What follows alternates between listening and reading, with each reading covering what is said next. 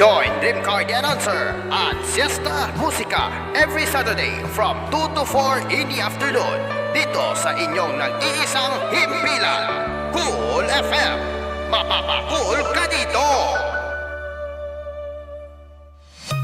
Lahat ng drama, lahat ng tawanan, lahat ng iyong all-time hits. Ang tanging huntahan ng Masanggamaw, #1 sa Mega Manila, nationwide pa. Broadcasting from TGON, TVH Group of Networks. Dito lang sa inyong iisang himpilan. Cool FM!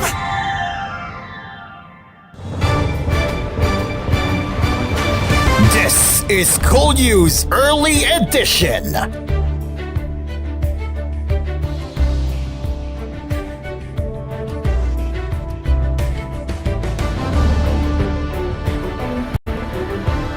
Alright everyone, good morning to you all, and welcome to koolNews Early Edition. Today is July 26, 2024, and we will be here to give you the latest news headlines that you might have missed from yesterday and today.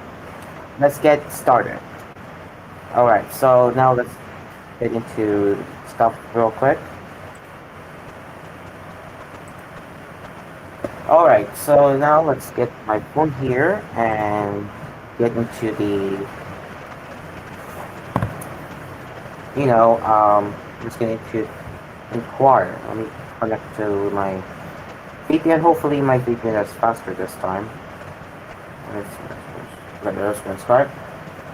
Okay. Just give me a second. Okay, alright, I'm connected now. Let's go to inquire. Alright, it is fast now, so that's a good thing. Alright, let's start with today's news. Okay, and this is related to Typhoon Karina. The death toll due to the effects of the southwest monsoon and super Typhoon Karina, as well as tropical depression with Joy, rose to 14 on Thursday, leaving more than 1 million people affected in various parts of the Philippines, according to the National Disaster Risk Reduction and Management Council. 6 more fatalities were added to the death toll from the previous 8 deaths recorded in Mindanao, the NDRRMC said in the situation report released on Thursday. 2 have remained missing and 2 others were injured, the agency said. Of the 6 newly recorded deaths, 1 was a 40-year-old man who died due to drowning in Quezon City, while the 5 other deaths in Calabarzon were undergoing validation. According to the NDRRMC, a witness saw the body floating from West Level flood while he was securing his L300 van.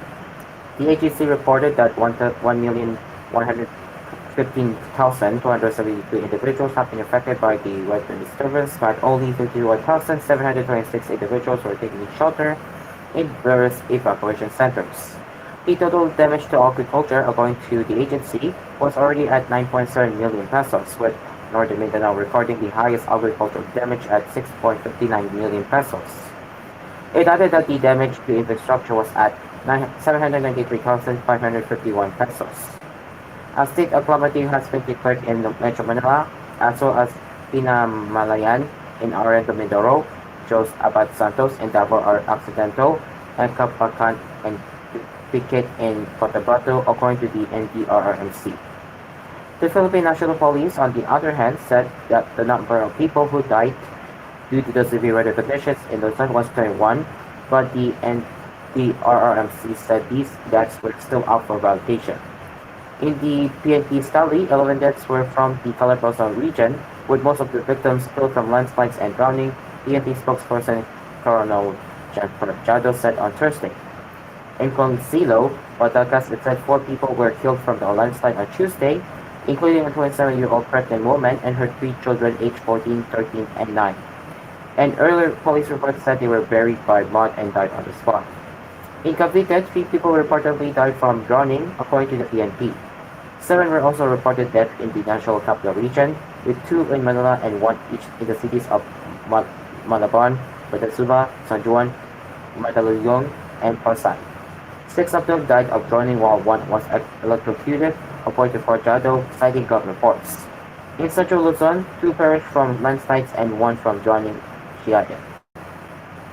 50 people were injured and 5 others were reported missing from Luzon due to the severe weather disturbance. PNP Chief General Romel Francisco Marbel ordered the deployment of all available forces and resources after heavy rains caused widespread flooding in parts of Metro Manila and Limay provinces as a result of the combined effects of the southwest monsoon and Carina. Our police officers are on the ground, working around the clock to provide assistance where it is needed most, Porchado said. Cancel flights, power outages, Metro Manila, Bulacan, Bataan, Batangas, Oriental Mindoro, and Cavite were placed under a state of calamity following the devastation wrought by the weather disturbance.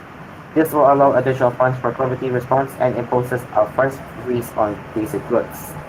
Meanwhile, 153 flights at Ninoy Aquino International Airport were canceled on Thursday due to continuing inclement weather as Carina exited the country's area of responsibility. The Manila International Airport Authority also said 18 flights to Taipei, Hong Kong, and the southern Chinese city of Guangzhou were cancelled, as well as 15 flights to or from northern Philippine airports such as Pasco, Cagayan, Lalok, and Tuguegarao. Bad weather due to the enhanced southwest monsoon also led to the cancellation of 102 flights to or from Palawan, Mindoro, Bicol, Visayas, and Mindanao. The Civil Aviation Authority of the Philippines, meanwhile, said most local airports affected by Carina and the southwest monsoon have returned to normal operations. Only Paridao airport operations remain suspended as floodwaters were still at the apron and taxiway, while general aviation flights are still prohibited in Eba and Calapan airports due to bad weather. More than 210 consumers of Manila Electric Co. or Morocco were also still suffering from power outages as of Thursday. Although considered a high number, this was down from Wednesday's 600,000 customers who experienced service interruptions. Morocco said the areas affected were mostly in Metro Manila, Bulacan, Rizal, and Cavite. Some portions of Laguna, Batangas, and Quezon were also hit by brownouts. The National Electrification Administration also said that some electric cooperatives were affected by Carina.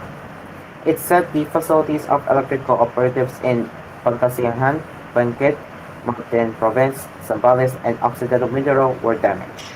The number of consumers affected reached 140,565 added.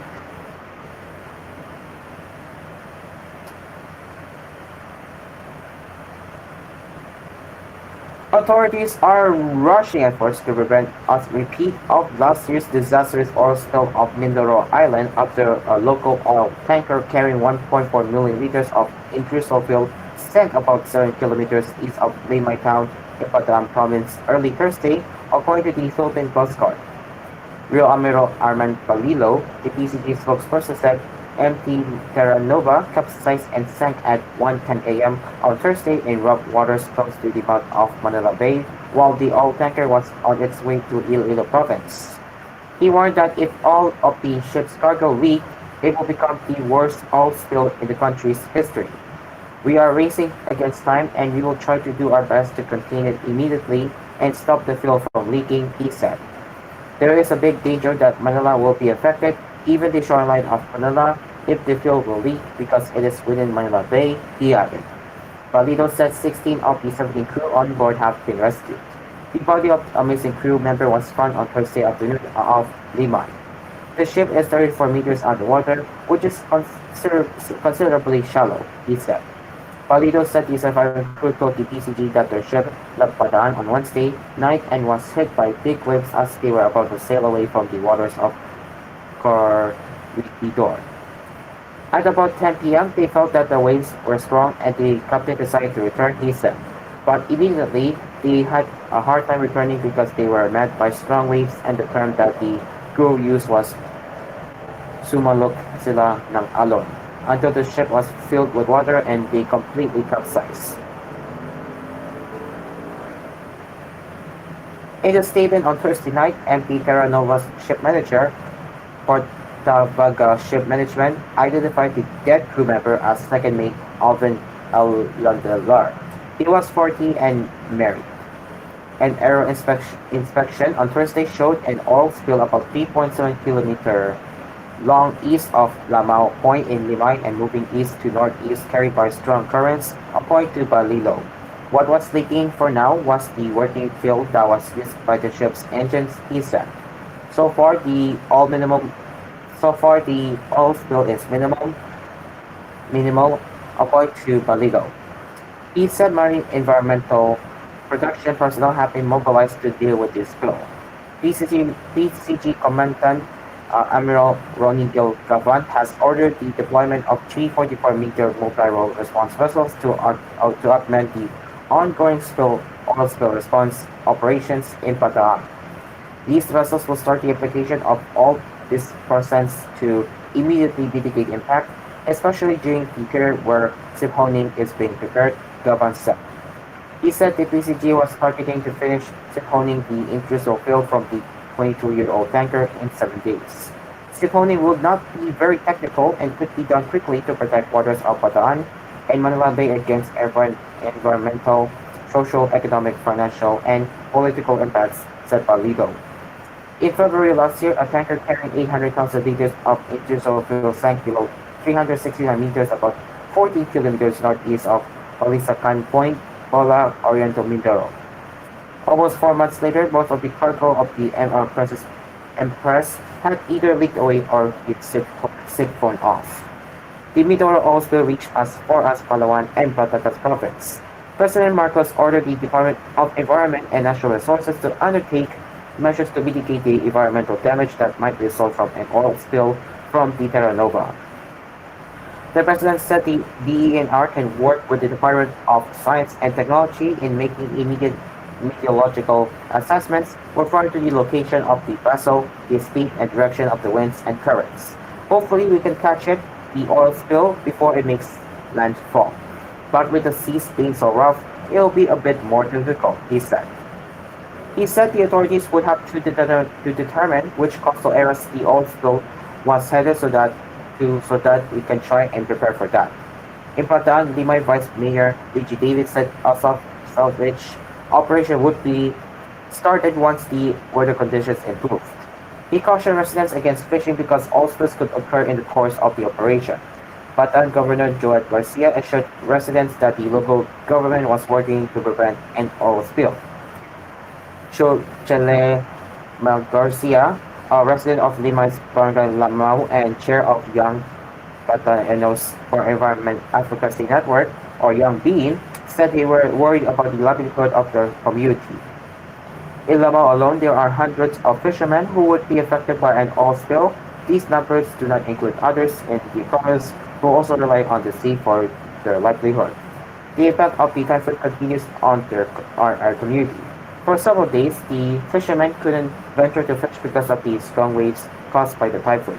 And the houses here were also flooded, and it became even more painful because we have heard that there was an oil spill here, said Margaria. Environmentalist Derek Cabe said what happened was an additional disaster waiting to devastate the marine resources and the very source of food and livelihood of the community. This is the reason why we should demand accountability from the corporations and the authorities that allowed the ship to sail despite the typhoon, said Cabe, who is a coordinator of the nuclear coal-free Bataan movement. Environmental group Greenpeace described the sunken tanker as a ticking time bomb that further impels the health, safety, and livelihoods of coastal communities in Bataan and around Manila Bay. Alright, it is now 30 minutes past 6, and we will have a weather forecast when we return from the break, along with more news headlines coming up, so stick around, we will be right back.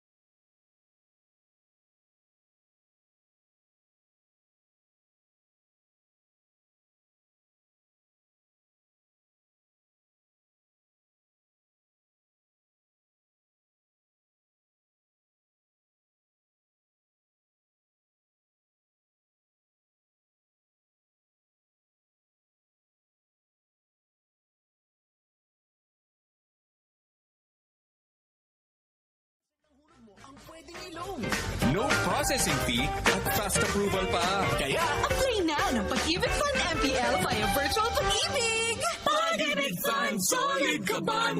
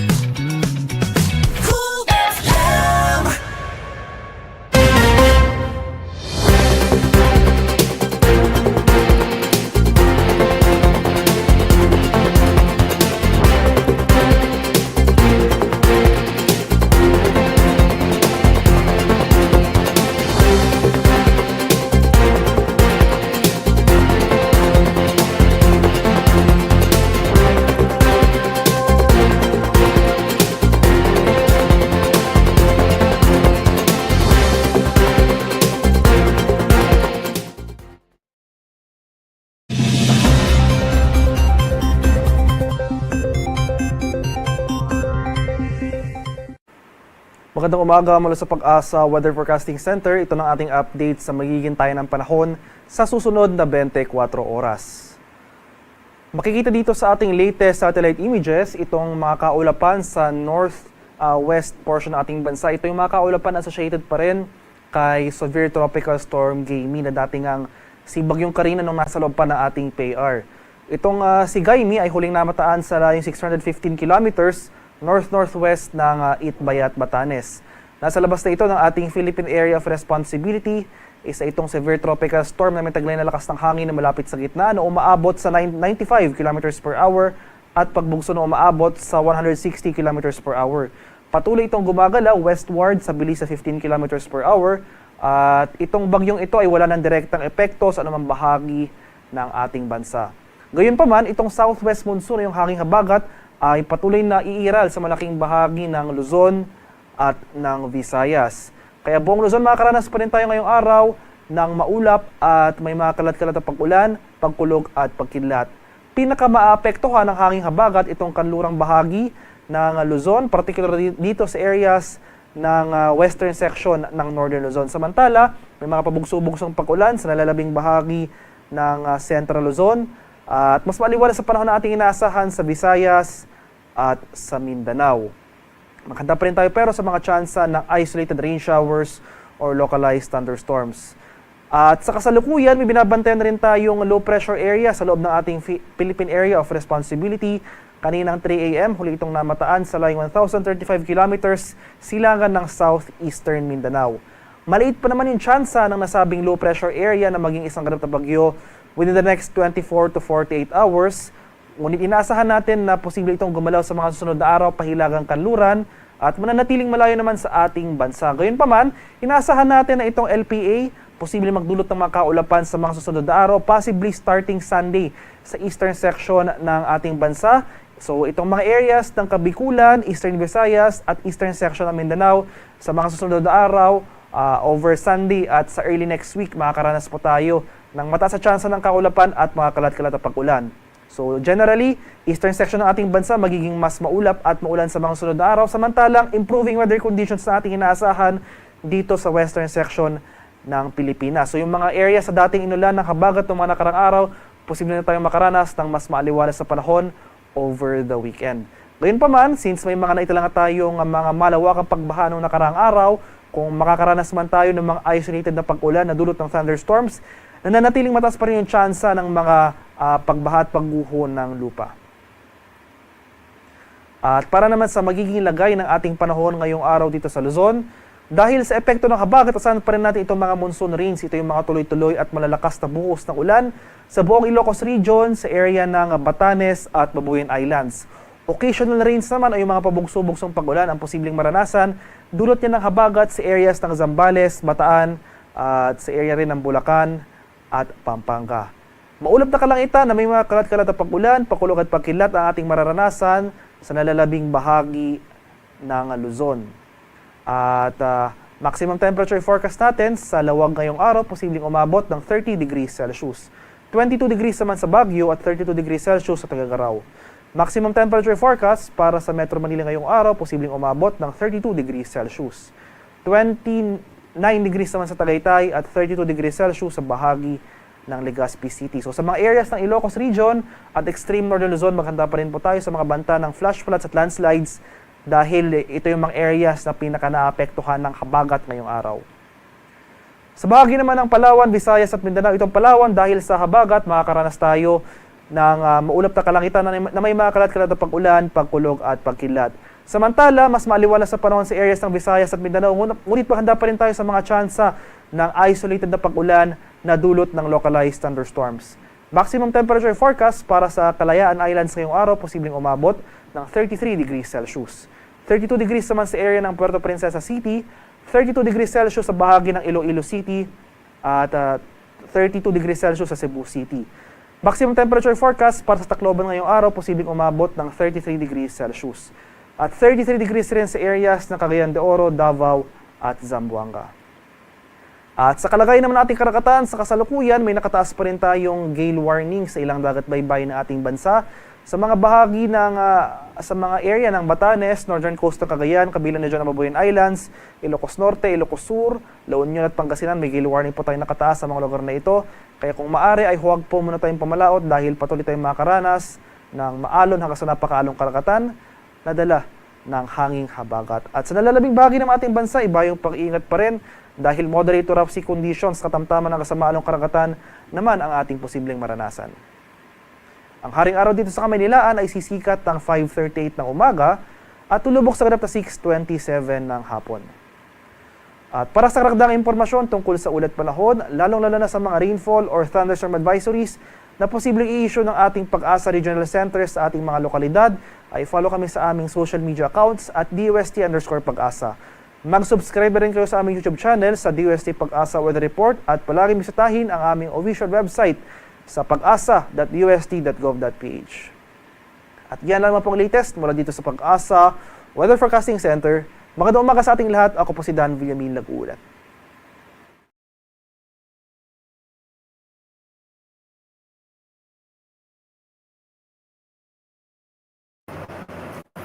And yes, that was the weather forecast from Pag-asa, and we are still here to deliver the latest news headlines that you need to know right here on koolNews Early Edition. Okay, so it is now 29 minutes past 6 and it's 6:29 in the morning, and now let's continue with the headlines. Okay, so let's get into that real quick. Let's get back to Inquirer now.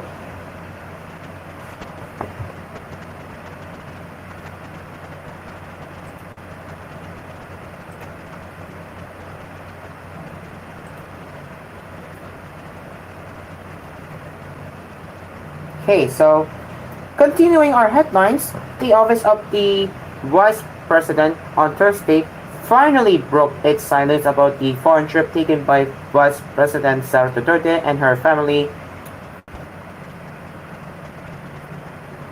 shortly after midnight on July 25. The day government efforts were to focus on disaster response and amid the widespread flooding caused by Super Typhoon Karina, or international name Gami.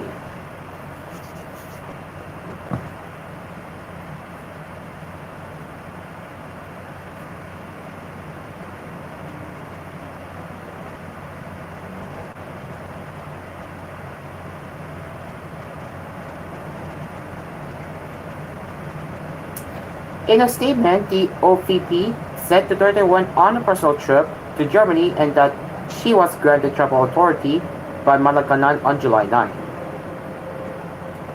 The timing of the trip coinciding with Typhoon Karina is unfortunate.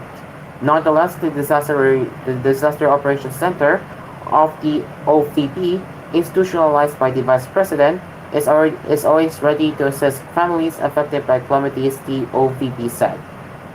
As of Thursday afternoon, the OVP has extended its assistance to individuals and families taking shelter in at least 9 evacuation centers in Manila, the Inquirer learned. On Wednesday, the OVP initially declined to confirm or give additional details of Duterte's flight or the nature of her trip. Lack of empathy, concern. The day saw netizens criticizing her absence at the time when government agencies were being mobilized as Metro Manila and other parts of Luzon went underwater due to the heavy monsoon rains induced by Karina. Some social posts drew comparisons between today's OVP and the time of then Vice President Lenin Robredo, who personally oversaw relief efforts during calamities and gave situational updates. Robredo on Wednesday reactivated her non-governmental organization, Ang Buhay, for relief operations in several provinces hit by the typhoon. The group also revived Bayanihan e-Consulta, an online medical consultation service provided by volunteer doctors.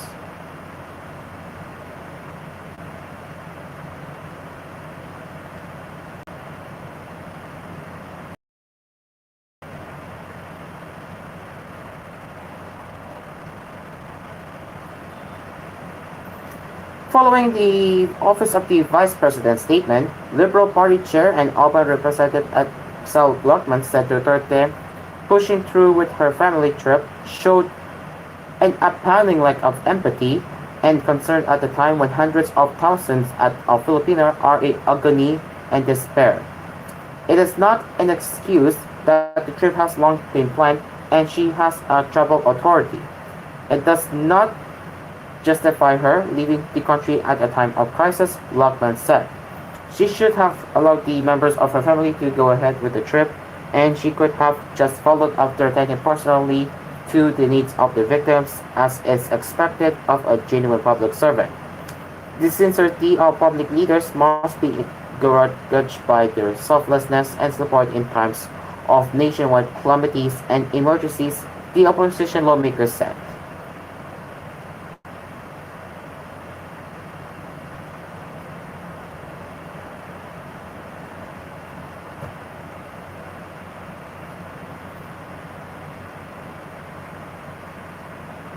President Ferdinand Marcos Jr. on Thursday instructed the Department of Health DOH to set up clinics and deploy medical teams to all evacuation centers after Metro Manila was placed under a state of calamity following widespread flooding due to the combined effects of Super Typhoon Karina and the southwest monsoon. Sometimes, healthcare is overlooked in post-evacuation situations, but those in the evacuation areas need to have access to clinics or at least a rotating medical team, Marcos said at the palace briefing. Tell the DOH that the evacuation centers, it's necessary, especially to children. We have to give some medical care even if it's just their primary health workers first until a doctor is available, he added. We have to ensure that we are able to provide the maintenance medicines of the senior citizens because they are cut off from the supply.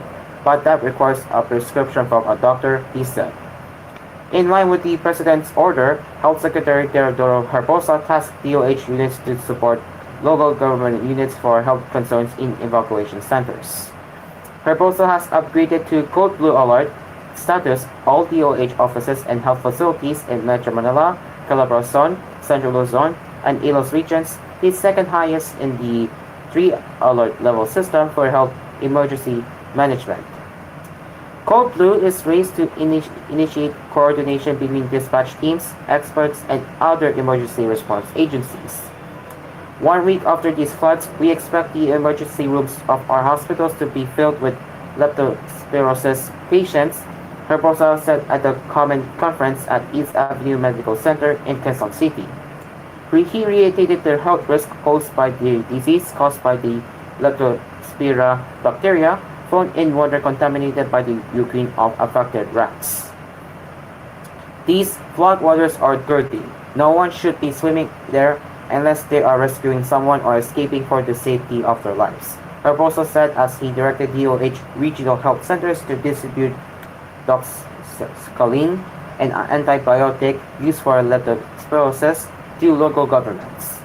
He also ordered the release to evacuation centers of Campolas Plus kits, which contain antibiotics, Femenetic, 8, paracetamol, oral rehydration salts, Lagoon D tablets, hypertension drug, and skin ointment. The Catholic Church's Social Action Arm has asked the faithful to help people severely affected by floods. Together, we stand in solidarity with affected families, striving to bring them comfort and hope in the wake of this disaster, Caritas Philippines said in a statement. It added it was collaborating with dioceses to ensure the swift delivery of aid as it called on partners to also extend support. Diplomats from the United States, China, United Kingdom, Canada, Japan, and Australia meanwhile extended their sympathies to Filipinos affected by the typhoon, with some offering assistance. U.S. Ambassador Mary Kay Clarkson, in a post on X on Wednesday, said the embassy had coordinated with different agencies to extend aid.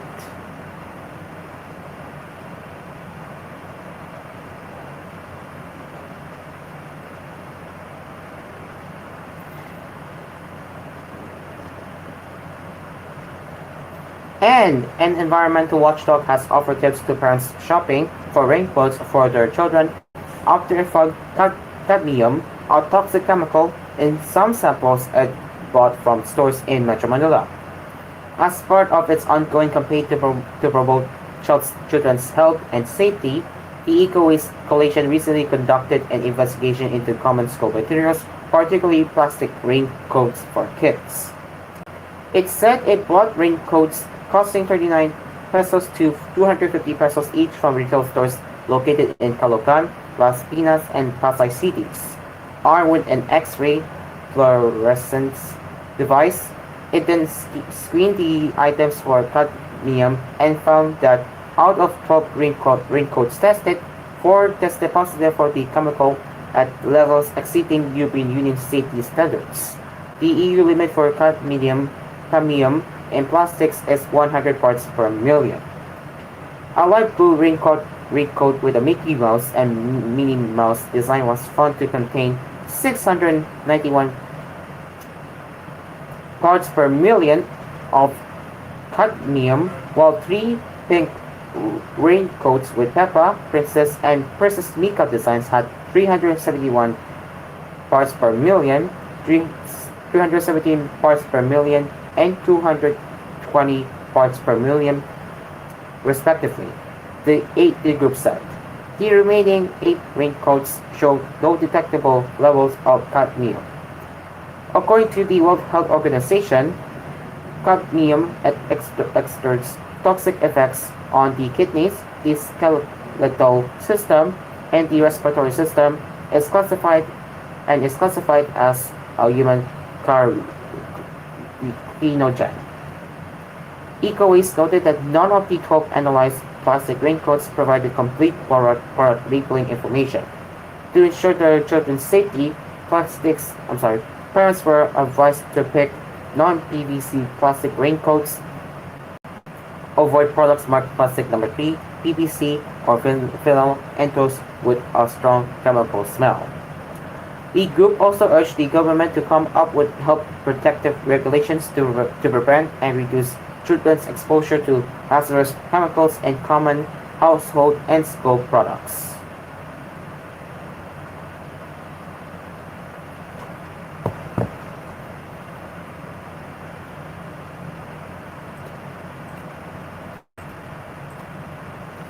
Alright guys, it is now 20 minutes before 7, which means we will be getting into 7 a.m. hour of koolNews soon. So yes, we will have more headlines, with the latest headlines of course, and of course we will be covering what else we might have missed from yesterday. So stick around, it is now 6:41 in the morning and we will be right back.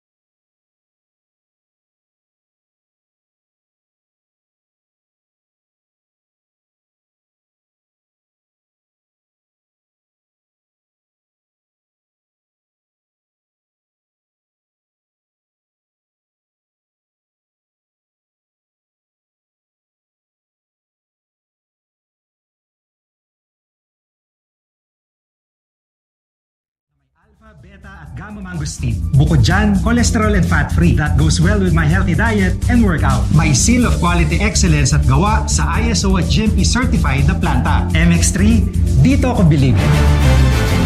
Mahalagang paalala, ang MX3 capsule ay hindi gamot at hindi dapat gamiting panggamot sa anumang uri ng sakit.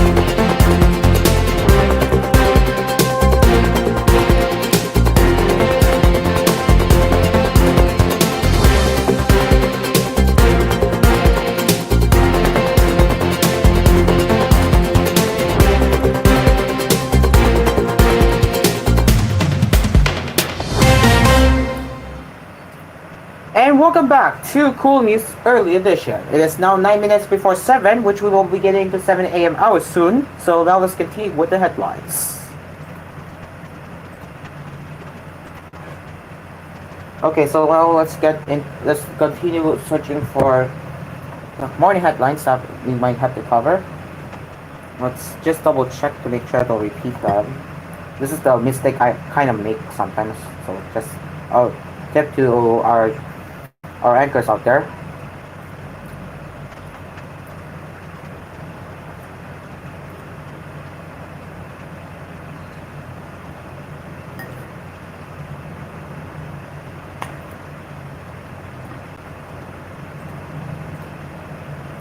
All right, so now let's get into the West Philippine Sea, shall we? Okay.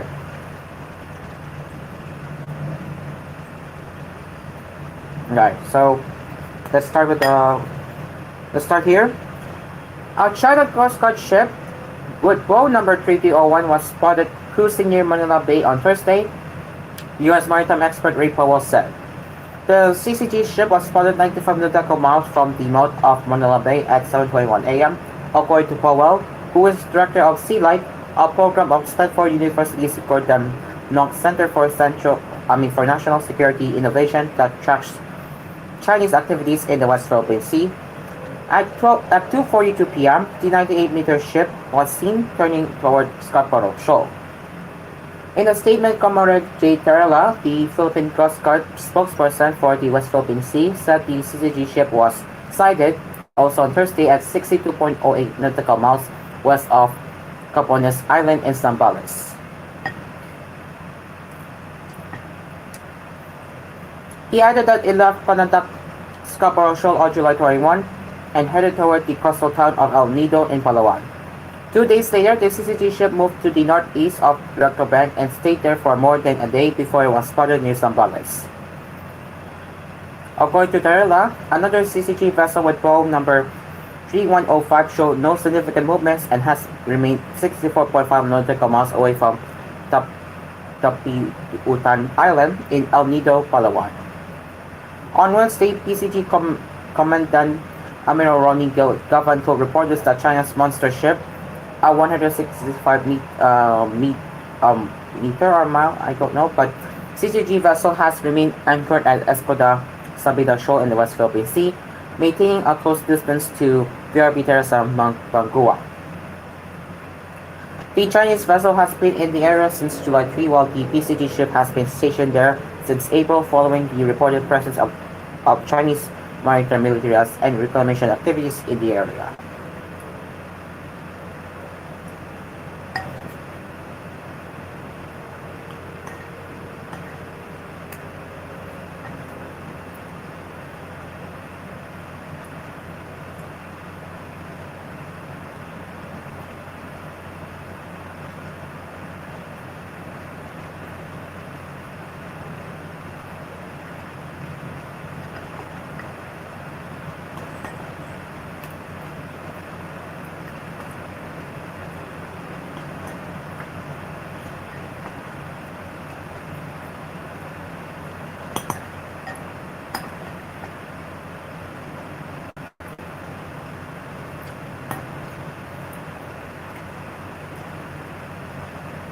Days after bragging about the completion of more than 5,500 flood control projects in his third State of the Nation address, President Marcos on Thursday ordered a second look into the design of flood control measures after many parts of Metro Manila and surrounding provinces were submerged in floods at the height of Super Typhoon Karina and the southwest monsoon or Habagat.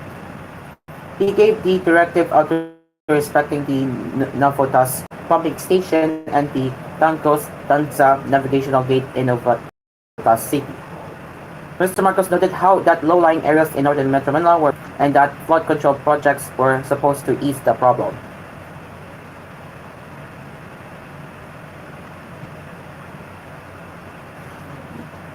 They have many flood control measures and yet we have these floods. We have to relook, we have to re-examine some of the designs of our flood control measures, he said.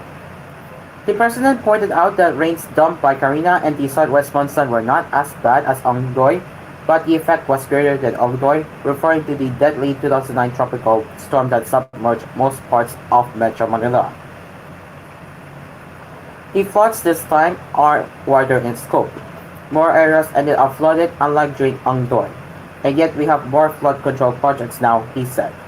Mr. Marcos, who visited or passed through Venezuela, Navotas, and Malabon cities during his inspection on Thursday morning, noted that while climate change, as well as the high tide, caused floods to rise, also to blame was the improper garbage disposal habit of many Filipinos, noting that trash clogged flood-controlled facilities such as pumping stations.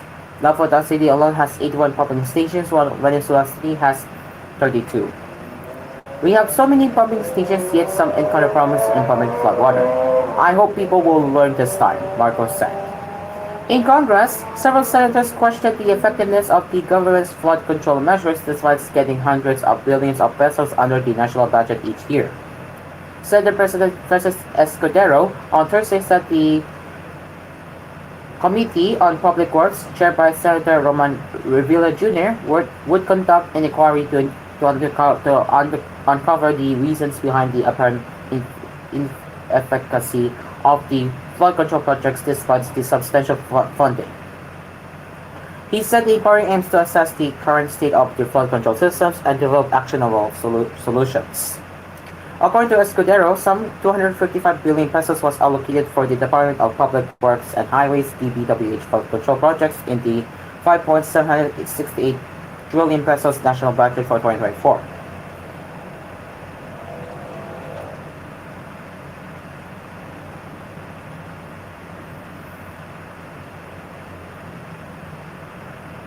With Metro Manila now under a state of calamity and the government working to address the damage caused by Typhoon Karina, we should also work to determine why, over a decade after Typhoon Ondoy, chronic severe flooding continues to afflict the nation's capital, Escudero pointed out.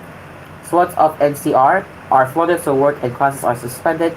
We deploy our frontliners who rescue and evacuate affected families, generous volunteers and groups organize donation efforts and distribute aid. After the rains end, we assess the cost of the damage and evacuees were sent home. Repeat, he added. Escudero emphasized that this reoccurring cycle was a painful reality that was unacceptable. Will it always be like this? We will just accept that every time it rains heavily, there will be flooding and our lives will be paralyzed. What happened to building better? Escudero asked.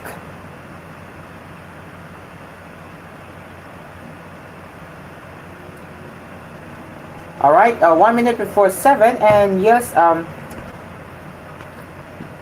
we will be getting ready for 7 a.m. hour. Just give me a second.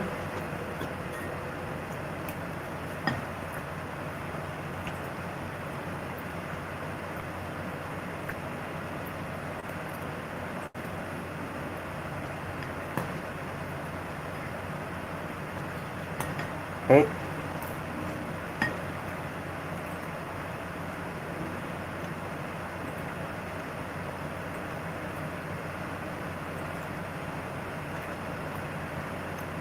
Let's check again. Alright, 5 seconds and the 7 a.m. of koolNews early edition will start. Stand by.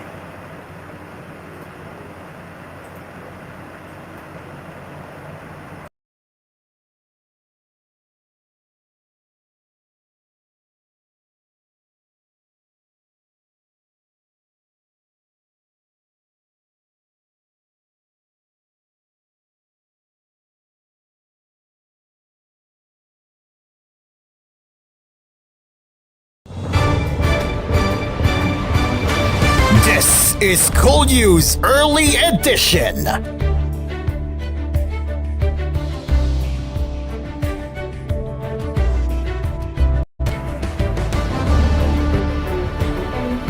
All right, everyone. Good morning to everyone who just joined koolNews Early Edition. It is 7 o'clock, and we will be here to serve you the latest headlines so you need to know and what you might have missed from yesterday and today. So we will be here until 9 o'clock in the morning to serve you the news. All right, let's get started. Okay, so let's continue with the headlines. The Office of the Prosecutor of the International Criminal Court has tagged as suspects former National Police Chief and now Senator Ronald Bato de la Rosa and 4 other retired and current police officers who are alleged involvement in the deaths of thousands of people in former President Rodrigo Duterte's drug war.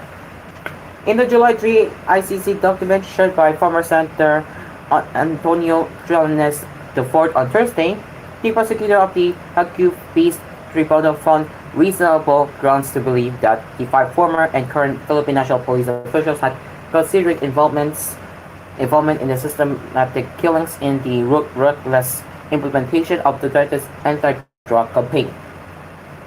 In addition to De La Rosa, the others named by the ICC Prosecutor's Office were retired PNP Chief Oscar Albayet. Give me a second. Former Criminal Investigation and Detection Group Chief Romel Karamat Jr., former National Police Commission Chief Roberto Leonardo, and former PNP Chief Intelligence Officer Elazar Mata. De La Rosa left the PNP following his mandatory retirement in 2018 and won a Senate seat in 2019. He was succeeded by Albayete, who led the police force until his retirement in 2019.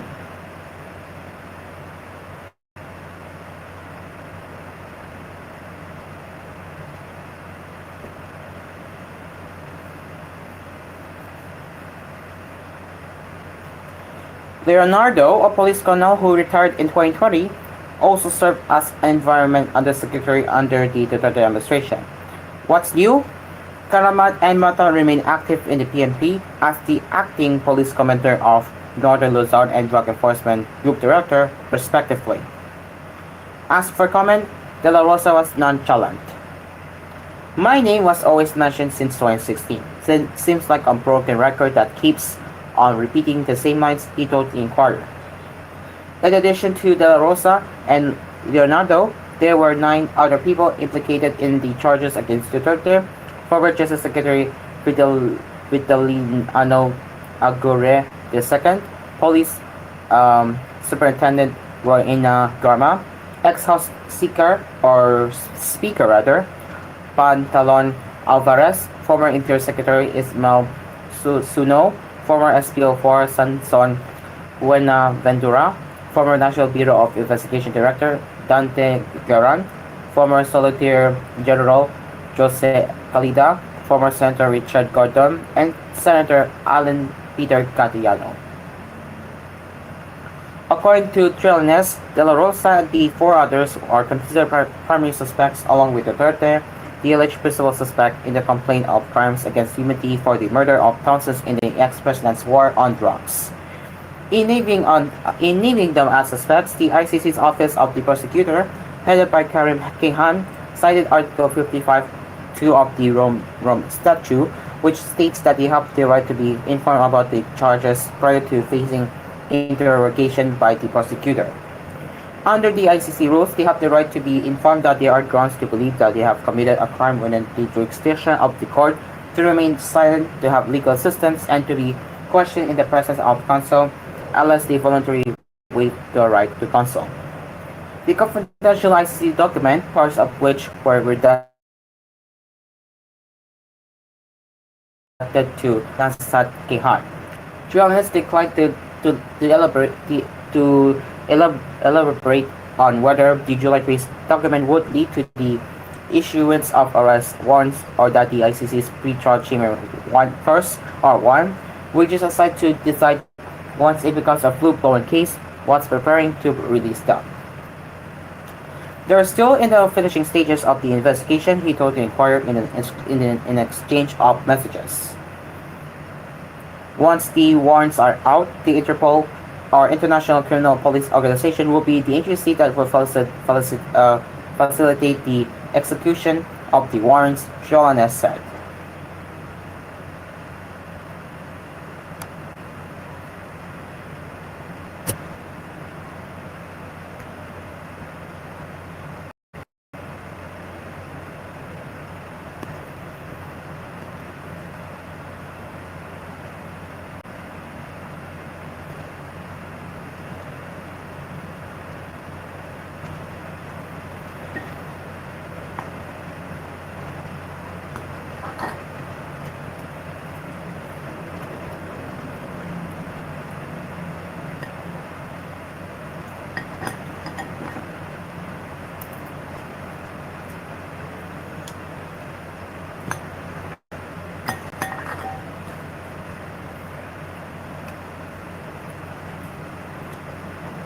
Sorry about that one.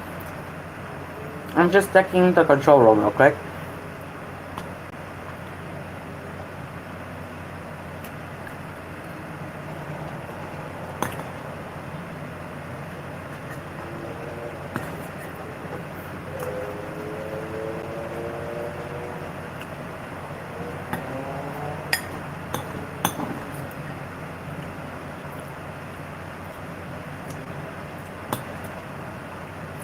Okay, looks like it's stable, so we can keep going now. The Supreme Court will hold the first leg of its regional consultation on proposed amendments to the rules on criminal procedure on August 8 at De La Salle Lipa in Lipa City, Pantagas. The proposed amendments, according to the High Tribunal, touch on the use of technology in judicial proceedings as there are plans to introduce guidelines for the conduct of video conferencing, rules on the use of body-worn cameras in the execution of warrants, and the implementation of an enhanced e-warrant system. The proposed rules likewise repel inconsistent provisions of Rule 112 of the current rules in regularization of the authority of the Department of Justice to promulgate its own rules on preliminary investigation, it said. Interested participants for the consultation in Pantagas may register until July 29 via sc.judiciary.gov.ph/crimpro-revision-project. The High Court said there have been several revisions to the rules of criminal procedure since its introduction in the 1900s. The latest revised rules of criminal procedure was promulgated by the Supreme Court on December 1st, 2000. Since then, the court has introduced and implemented various innovations aimed at ensuring the speedier and more just resolution of cases, particularly criminal cases where an individual's right to liberty is at risk, it added.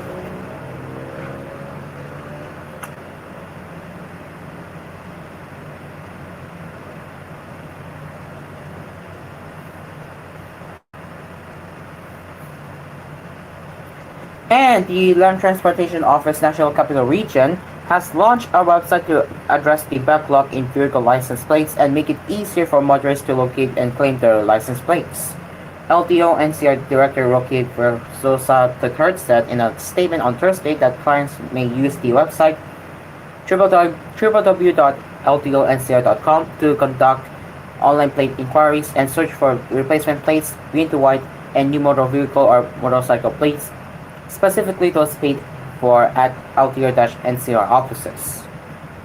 They may also use the online portal to have their replacement plates delivered to a nearby district or extension office, allowing the agency's personnel to focus on other LTO services. Alright, it's now 7:10, which is 10 minutes past 7, and we will have more headlines coming up right here on koolNews Early Edition, so stick around everyone, we will be right back.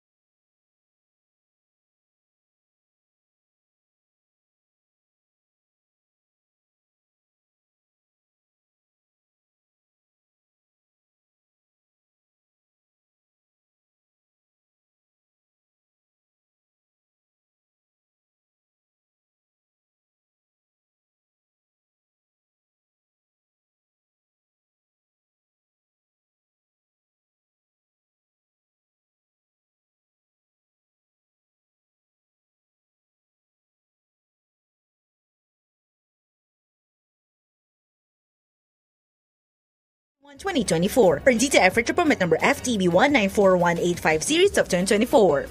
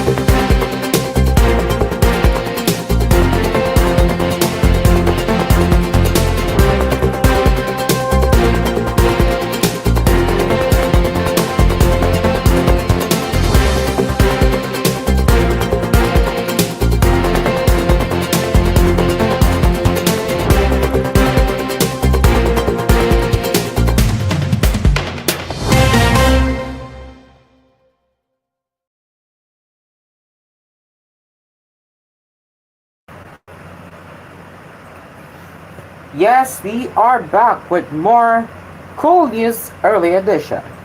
Okay, now let's continue with the headlines.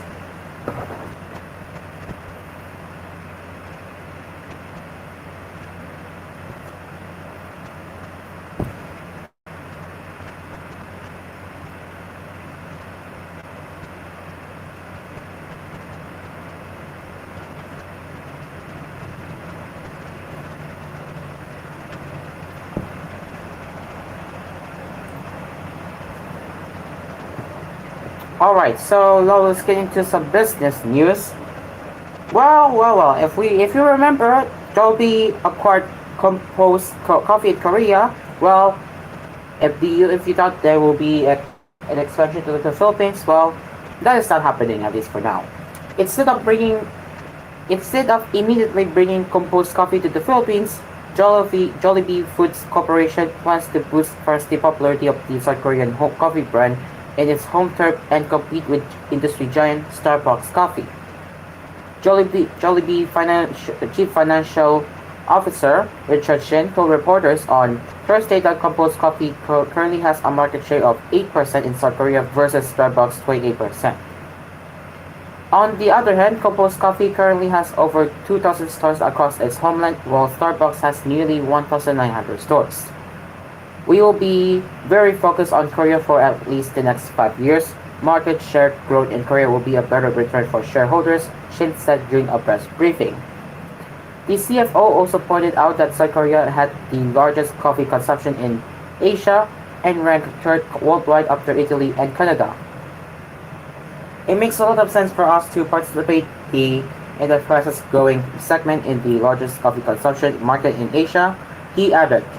Shin explained that they would leverage on composed coffee's strength of selling to its franchisees blended and roasted coffee beans that have long been its largest income generator. Early this month, Jollibee announced plans to acquire 70% of the popular South Korean coffee chain by Jollibee Worldwide PTA Ltd in the $340 million deal with Elevation Equity Partners Korea Ltd and Titan Dining 2 LP. Elevation, which according to Shin approached Jollibee for the deal, will own 25% of composed coffee. Titan 2, a private equity firm in which Jollibee has a 90% participating interest to JWPL, will own 5%. Shin said they intended to fund 47% or $111 million of Jollibee's shareholding through debt and 53% or $128 million through cash. While Jollibee could not yet say when it expected to break even its investment in composed coffee, Shin estimated a 12% return on the company's investment by next year and 36% after 5 years.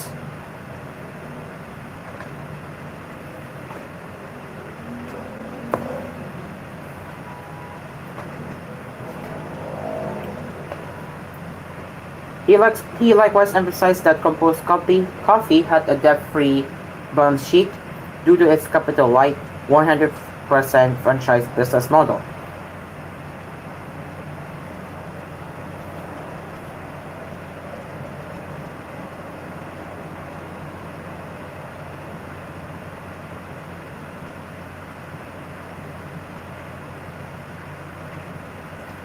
Vice President Sara Duterte's silence on issues discussed by President Ferdinand Marcos Jr. during his third State of the Nation address related to the West Philippine Sea and Philippine offshore gaming operations or POGO ban in the country was concerning and worrisome according to a lawmaker. In the statement released Thursday, House Majority Leader Manuel Jose Galipe pointed out the importance of supporting the chief's executive stance on these said issues and unity. We should all be on the same boat in supporting the President, especially in relation to the West Philippine Sea issue and the controversy surrounding the POGO operations in the country, Galipe said. President Marcos made brave and bold pronouncements during his SONA that were met with widespread approval and applause from the nation. Yet the Vice President's utter silence on these critical or crucial issues raises questions about her royalty to the country, he added. He likewise said that Duterte's silence will not only undermine the collective efforts of our government but also casts doubt on her commitment to the nation's best interest. In line with this, he called on Duterte to publicly show her support for Marcos and help him address the issues mentioned.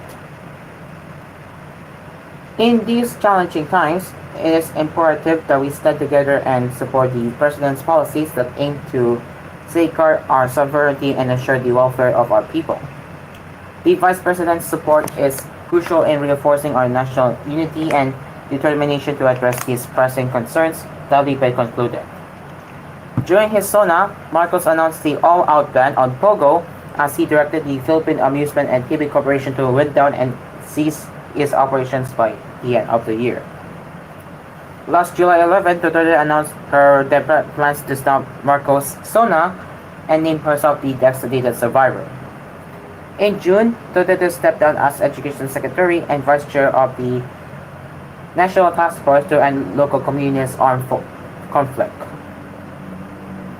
Her resignation took effect on July 29, and then Senator Sonia Aguirre replaced her.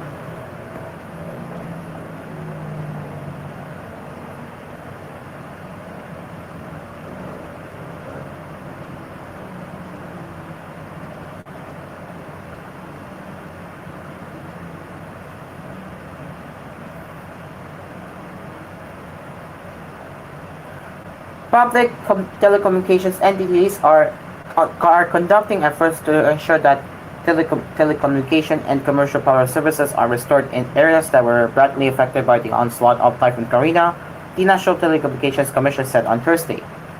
Round-the-clock restoration efforts are continuously being undertaken by the PTEs, including deployment of power generator sets until such time that commercial power is re-established, which will then hopefully restore regular telecommunication services within 24 to 48 hours, said NTC in a statement.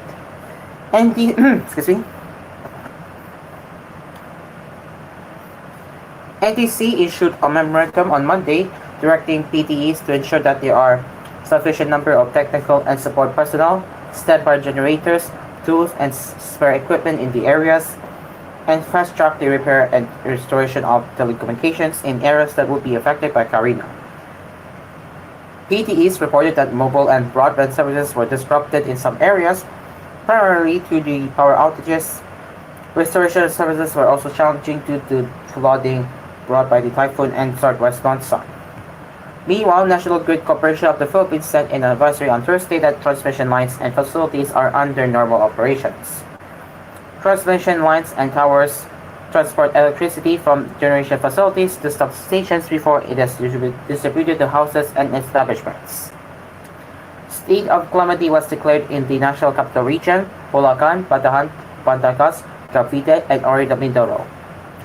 The Metro Manila Council on Thursday reported that Caloocan, Malabon, Navotas, Venezuela, and Marikina were the areas in NCR hardest hit by the typhoon.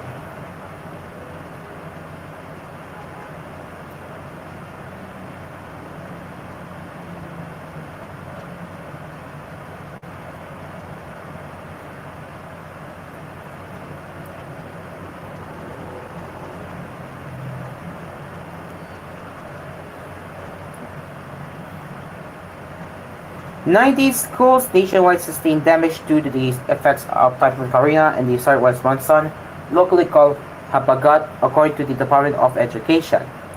In a situational report on Thursday, DepEd said these schools are located in the Cordillera Administrative Region, Metro Manila, Regions 1, 3, 4A, 6, and 9.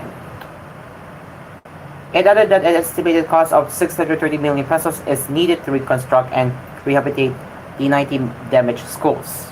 Moreover, DepEd revealed that 324 schools across the country are now being used as evacuation centers, catering to about 93,480 displaced persons based on data from the National Disaster Risk Reduction and Management Council. These evacuation centers are located in CAR, Metro Manila, Central Luzon, Calabarzon, and Western Visayas. Karina exited the country's area of responsibility on Thursday morning, while the new low-pressure area formed up started Mindanao by afternoon, according to the State Weather Service. Although Karina continues to move near southeastern China, it will continue to enhance the southwest monsoon, which is expected to bring heavy rainfall in parts of Luzon.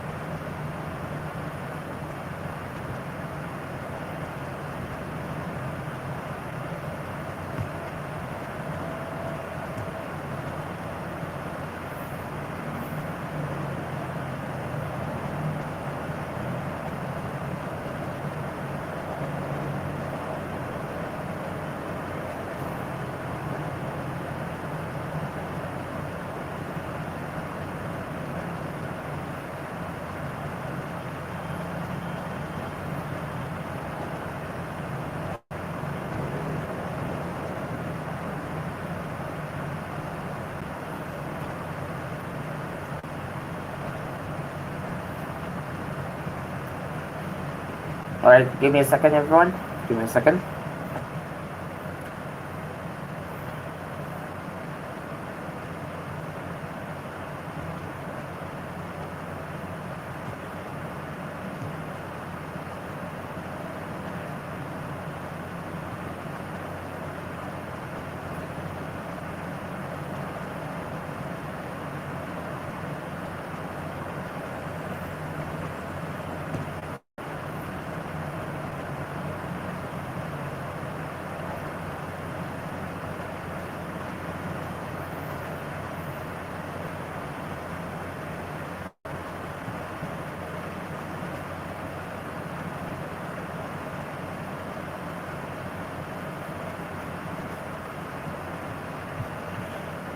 And now back to business headlines.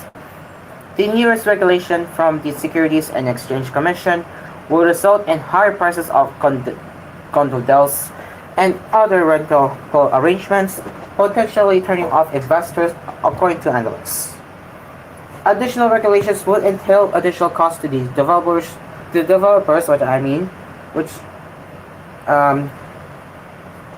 which could then be passed to buyers, leading to higher prices, said AP Securities Incorporated research analyst Jose Antonio Cipres, who noted developers run the risk of poor sales.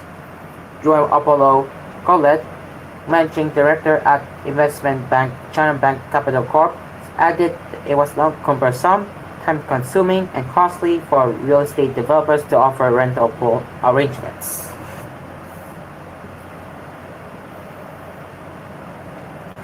Since those contracts will not be treated as securities, the affected property firms will have to go through the full process for registering securities and pay for the associated SEC fees and other costs, Collett said. Under rental pool arrangement, buyers acquire units that are collectively managed by the developer or a third-party operator. In return, buyers receive a share in the developer's income earned through renting out the units. Based on the SEC's new rules, rental pool agreements are investment contracts and therefore securities that need to be registered with the Commission before being offered to the public. The guidelines cover investment contracts, certificates of participation, profit sharing agreements, and other forms of securities issued by real estate developers in relation to rental pool agreements, such as condels.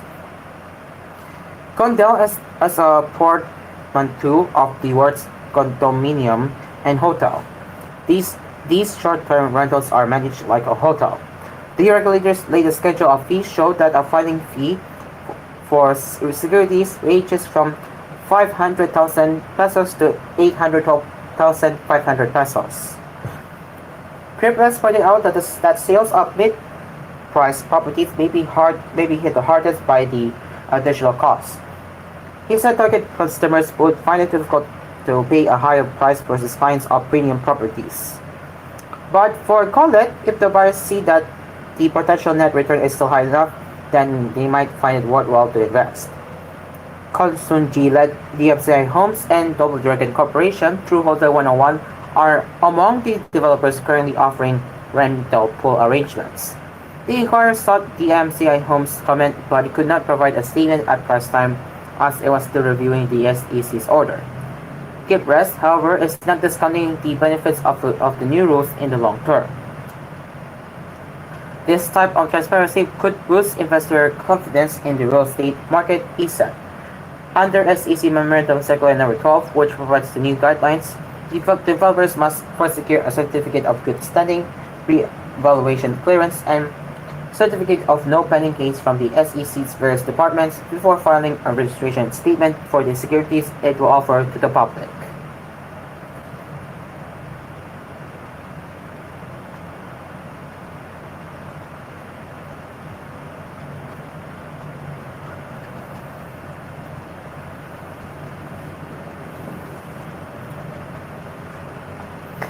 And the Philippines saw broadly stable flows of foreign direct investments FDI last year, and the outlook seems encouraging in the near term, not just for the country but also for the entire ASEAN region, Bank of America said. In the report, Kai Wei Ang, Asia and ASEAN Economics at BOFA or BOFA, said the Philippines and Thailand were among the economies in the region that saw stable year-on-year FDI flows in 2023, while Indonesia, Malaysia, Singapore, and Vietnam posted a broad uptrend against pre-pandemic levels. The combined FDI flows of the six ASEAN economies edged up to $290 billion in 2023, based on data compiled by BOFA from $218 billion in 2022. But excluding Singapore, which global investors typically use as a gateway for their investments in the region, BOFA said total FDI in the remaining five ASEAN economies moderated to $60 billion in 2023.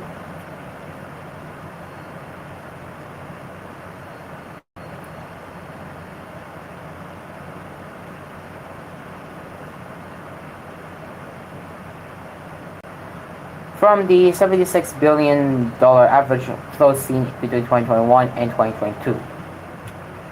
Ang nevertheless said the near-term outlook seems encouraging for the region.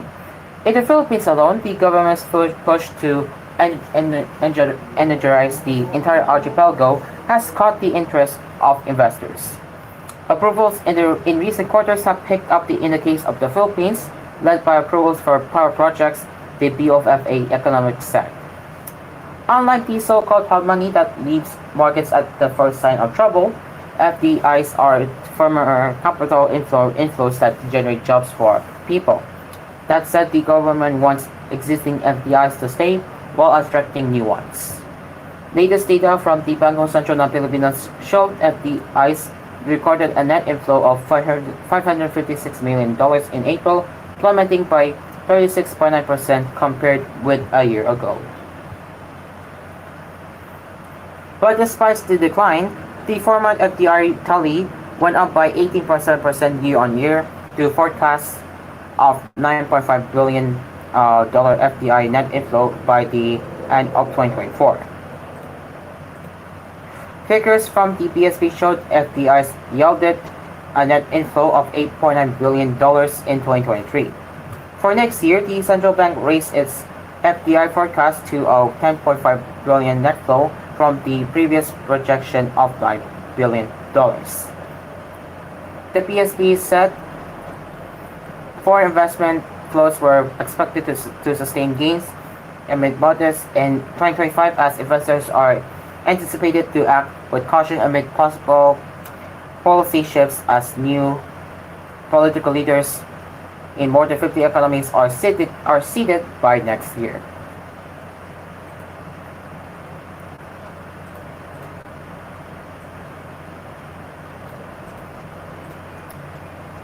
Alright, it is now 19 minutes before 8 and we will have more headlines including international headlines coming up right here on koolNews Early Edition, so stick around, we will be right back.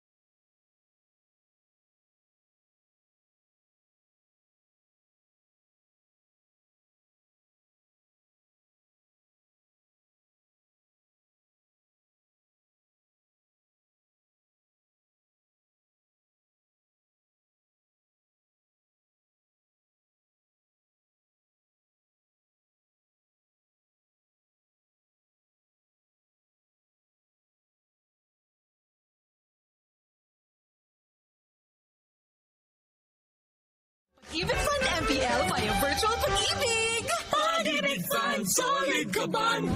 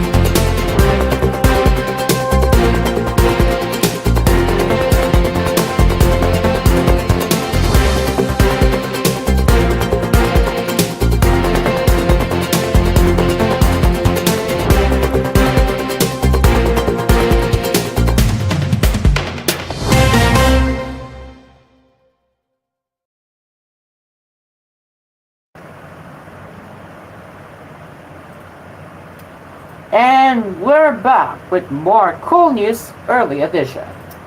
Let's continue now with the headlines. It is now 9 minutes before 8, and you will be getting into it 8 hours soon. 8 a.m. hours soon, yes. Okay, now let's get into international headlines if there's any.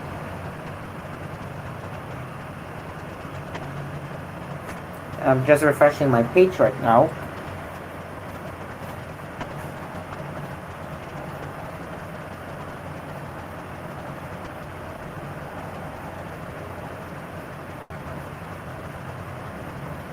Okay, so far there's no new headlines for this hour, but we do have some international headlines that we can cover for this hour. Alright, let's get into international headlines as firefighters were battling a fast-moving wildfire in the US state of California on Thursday, authorities said, with more than 3,500 people forced to flee their homes. The park fire broke out Wednesday evening, on the last day of a heat wave affecting the region.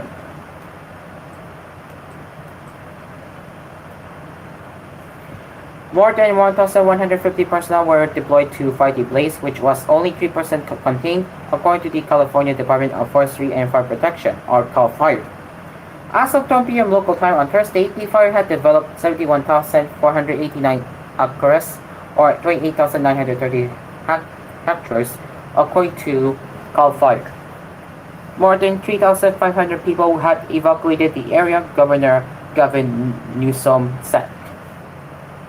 The town of Chico, under threat from the fire, is located just 12 miles or 20 kilometers west of Paradise, a town that was destroyed by a massive wildfire in 2018, resulting in the deaths of 85 people. The cause of the park fire remains under investigation, according to CAL FIRE. A 42-year-old man suspected of sparking it up was arrested after an unarmed male was seen pushing a car that was on fire into a gully near the origin of the fire, Tuesday County District Attorney Mike Ramsey said in a statement. The car completely burned, spreading the flames that caused the fire in the park, this statement added. On Thursday, the National Weather Service issued a red flag weather warning for critical fire weather conditions in the area, including wind gusts and low humidity. The western United States has experienced several heat waves since the beginning of June, and dozens of fires are currently burning in the region. Oregon, California's northern neighbor, is battling a mega fire that is the largest in the country, having ravaged more than 268,000 acres of forest and prompting evacuations in the rural region. The raging flames have created vast columns of smoke, affecting air quality as far away as neighboring Idaho. Wildfires were also burning in western Canada, where part of the tourist town of Jasper has been destroyed. Western North America has increasingly been affected by extreme weather events exacerbated by climate change. In mid-July, Newsom warned of a fiery season that was shaping up to be very active. Extreme weather events have become increasingly common thanks to global warming, experts say, largely due to mankind's fossil fuel use.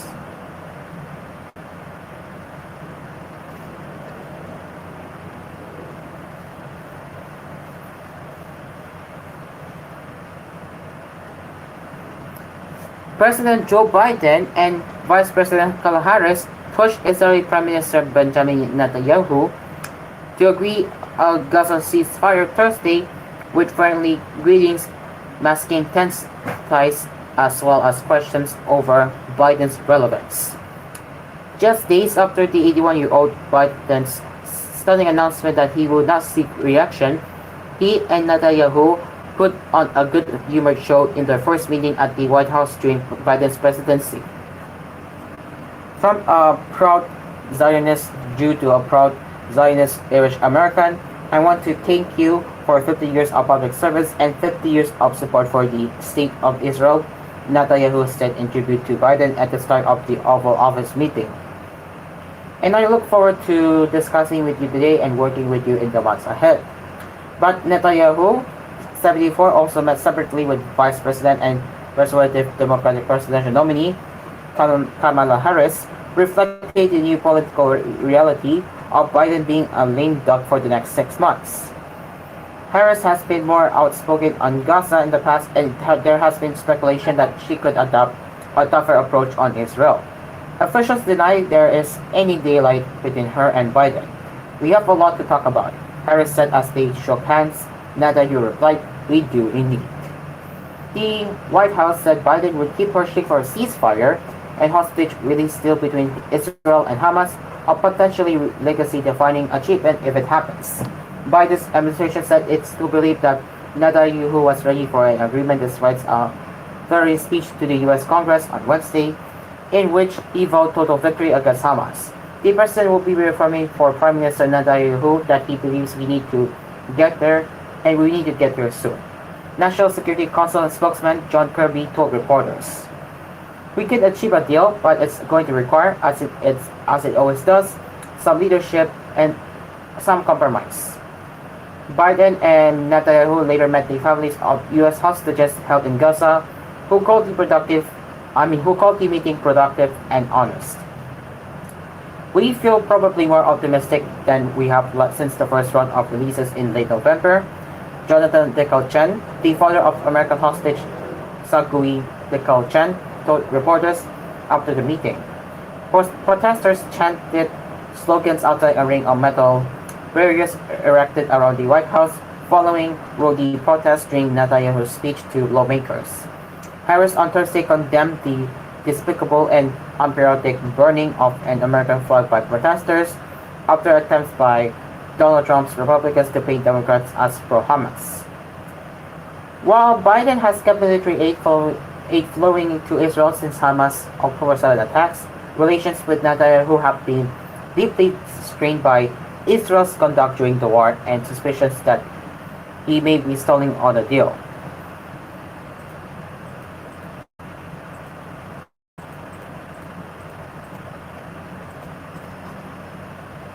A senior U.S. administration official said Wednesday that negotiations on the Gaza agreement were in the closing stages and that Biden would try to close some final gaps with Netanyahu.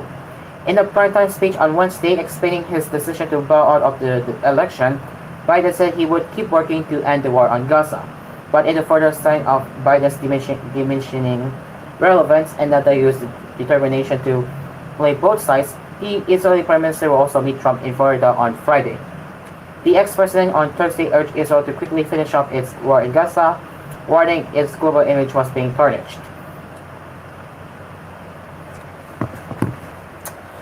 Alright, it is almost 8 o'clock, which is 30 seconds before 8, and now we'll be getting ready for an 8 a.m. hour of koolNews early edition. So let's just double check if we have headlines. We do have one more, which we will cover in the 8 a.m. hour soon.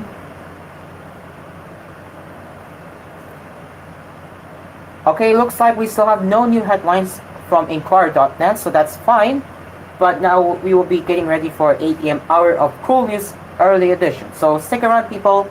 We will be We will be here to serve you the news at 8 a.m. hour right now.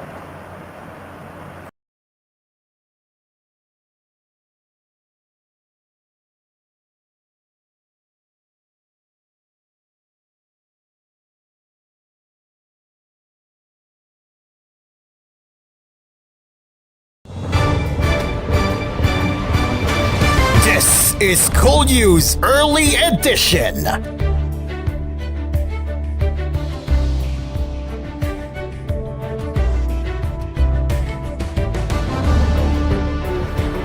It is 8 o'clock, and if you have just joined us for koolNews Early Edition, a fellow good morning to you all, and welcome to koolNews Early Edition.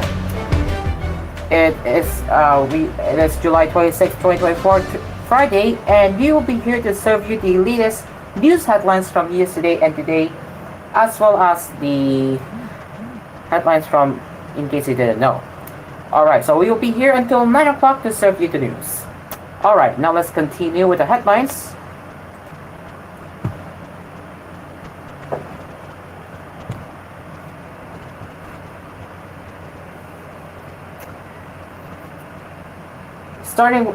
Continuing with our international headlines, humanity is suffering from an extreme heat epidemic.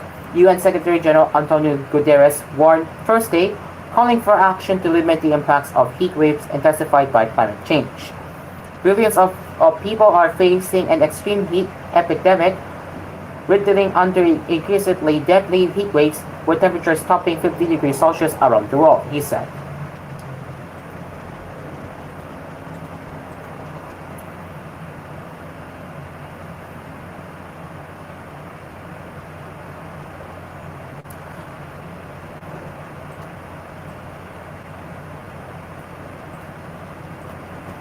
That's 122 degrees Fahrenheit and halfway to boiling. According to the European koolNews network, July 21, 22, and 23 were the three hottest days ever recorded worldwide, with July 22 holding the absolute record of 17.16 degrees Celsius or 62.9 degrees Fahrenheit. Guterres repeated his call for humanity to fight its addiction to fossil fuels. Today, our focus is on the impact of extreme heat. But let's not forget that there are many other devastating symptoms of the climate crisis: ever more fierce hurricanes, floods, droughts, wildfires, rising sea levels, and the list goes on, he said. To tackle all these symptoms, we need to fight this disease. And the disease is the madness of incinerating our only hope. The disease is the addiction to fossil fuels. The disease is climate inaction, he stressed, calling in particular on G20 countries to take action. While 2023 was the hottest year on record, and 2024 could set a new record, temperatures well above 40 degrees Celsius or 104 Fahrenheit are increasingly common. In the space of a year, the 50 degrees Celsius threshold has even been exceeded in at least 10 places, from Death Valley in the United States, which was 53.9 degrees Celsius on July 7th, to Agadir in Morocco, and also in China and India. The intense heat, often less visible than other devastating impacts of climate change, such as storms or floods, is nonetheless more deadly. This silent killer is responsible for around 489,000 deaths per year between 2000 and 2019, compared with 16,000 deaths per year from cyclones, according to the UN's Call to Action document published on Thursday. Extremely high temperatures also have an economic impact, with the UN estimating economic losses from heat stress at work will reach $2.4 trillion in 2030. According to a report by the International Labour Organization published on Thursday, more than 70% of workers were exposed to excessive heat in 2020, 8.8% more than in 2000. That including young children, the elderly, and also humanities poorest. In this context, early warning systems should include extreme heat, warning populations of the arrival of heat waves, and informing them of the precautions to take, the document states. The call to action also recommends an increase to equitable access to and scale up of low carbon cooling, This would involve investing in passive cooling systems, which include climate-sensitive or plant design measures, reflective surface, and natural cooling systems, and the phase out of climate warming gases that are used in many cooling systems.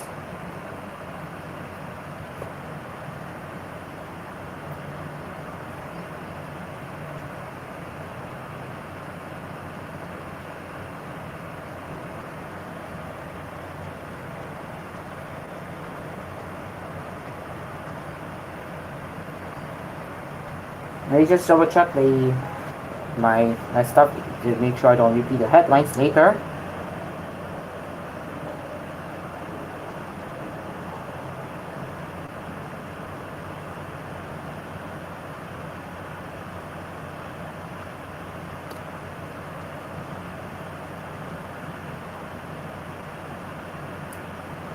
Okay, I have not covered the POGO, so let's get back into the national headlines. Excuse me again.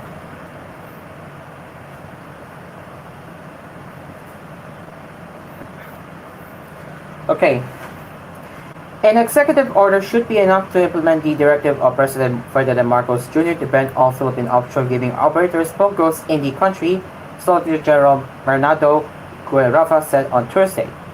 Since under the law, all gaming operations fall under the jurisdiction of the Philippine Amusement and Gaming Corp. (PAGOR), which in turn reports directly to the Office of the President.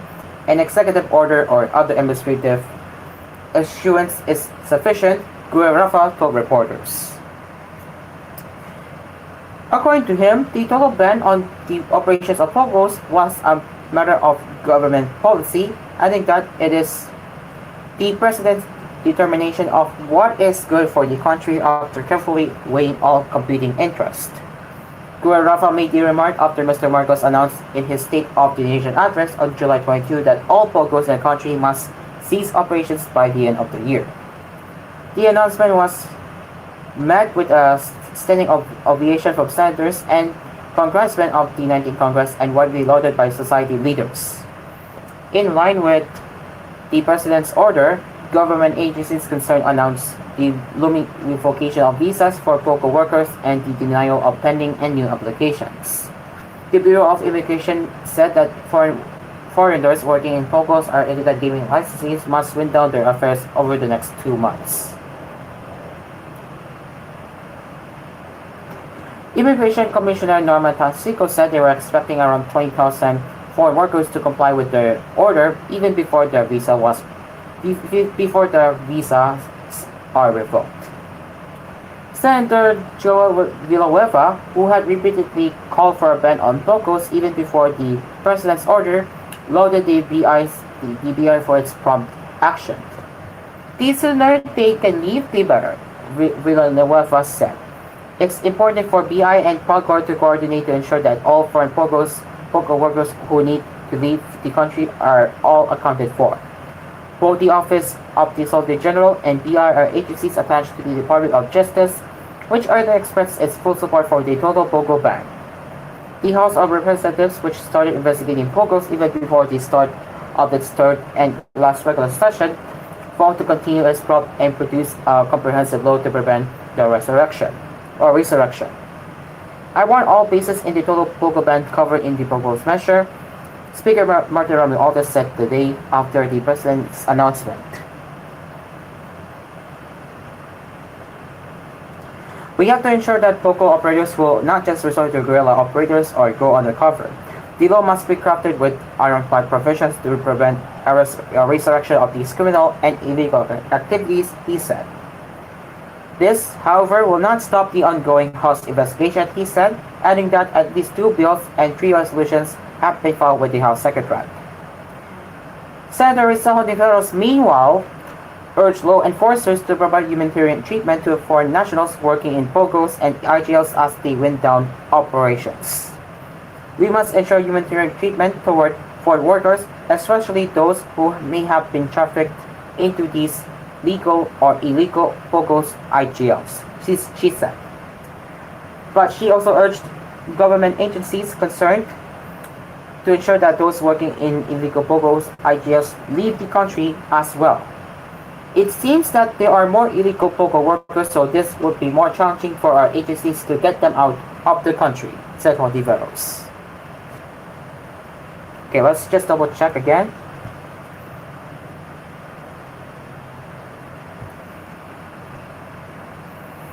Alright, looks like there's none so far, so in the next step we will be covering the entertainment news, and actually technology first and then entertainment news in the last step. So there we go. Alright guys, it is now let me check the time. It is almost 11 minutes before 8, so we will have more headlines, which will be technology headlines and entertainment headlines coming up right here on koolNews Early Edition. So stick around, everybody. We will be right back.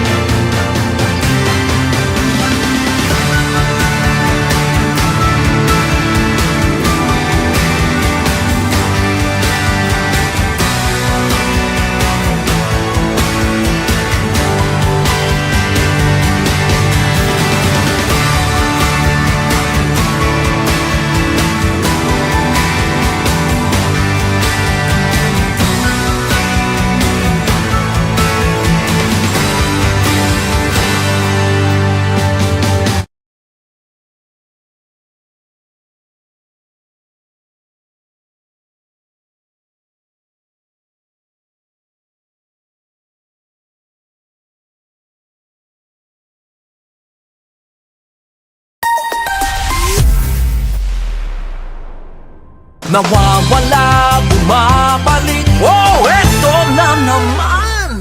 Ito ulit ang back and joint.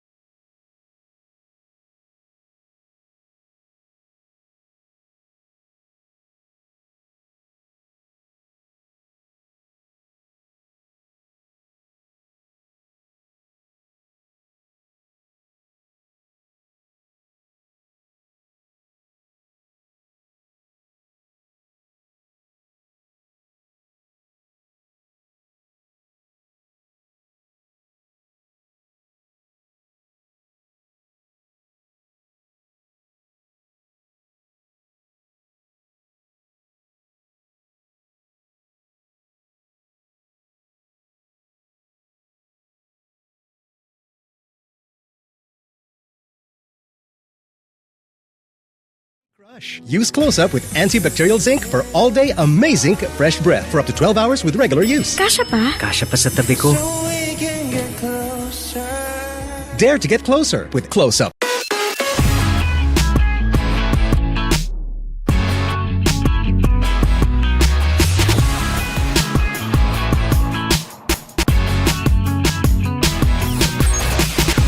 Sing it along to the music. Cool FM.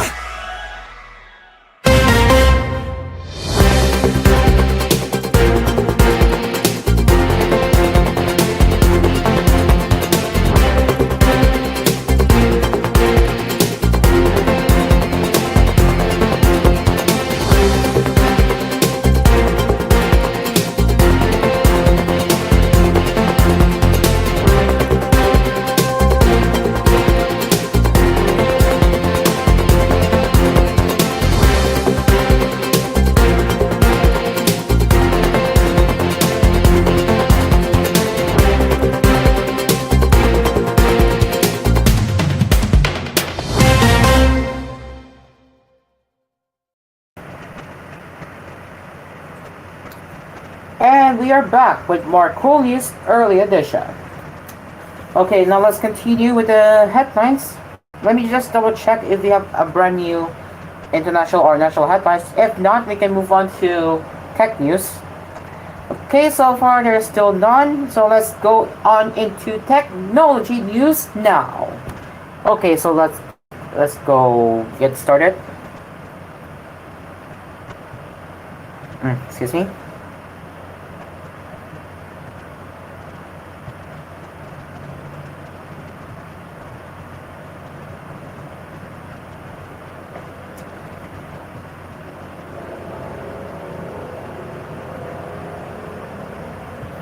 Okay, so this is going to be an interesting one.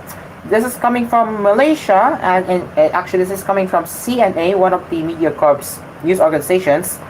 Malaysia's digital minister said on Wednesday, July 24, he has asked global tech firms Microsoft and CrowdStrike to consider compensating companies that suffer losses during last week's global tech outage. A faulty update to CrowdStrike's security software crashed computers powered by Microsoft's Windows operating system on Friday, disrupting internet services across the globe and affecting a broad range of industries. 5 government agencies and 9 banks operating in aviation, banking, and healthcare were among those affected in Malaysia, Minister Gobin Semdio told reporters. Gobin said he had met with representatives from Microsoft and CrowdStrike to seek a full report on the incident and asked the firms to take steps to avoid a repeat outage. If there are any damages or losses where there have been any parties that have made such claims, I have asked them to consider those claims and see to what extent they are able to help resolve the issue, Gobin said, adding that the government would also assist on the claims where possible. The total amount of losses incurred has not yet been determined, he said. On Tuesday, the chief executive of Malaysia's Capital A, the operator of budget carrier AirAsia, said airlines affected by the IT outage deserve compensation for losses, media reported. The principle is that if we do something wrong, we have to compensate. We, other airlines, and other businesses lost a lot. They should offer us compensation, and right now, we have to wait and see. Tony Fernandez was quoted as saying by state news agency Bernama.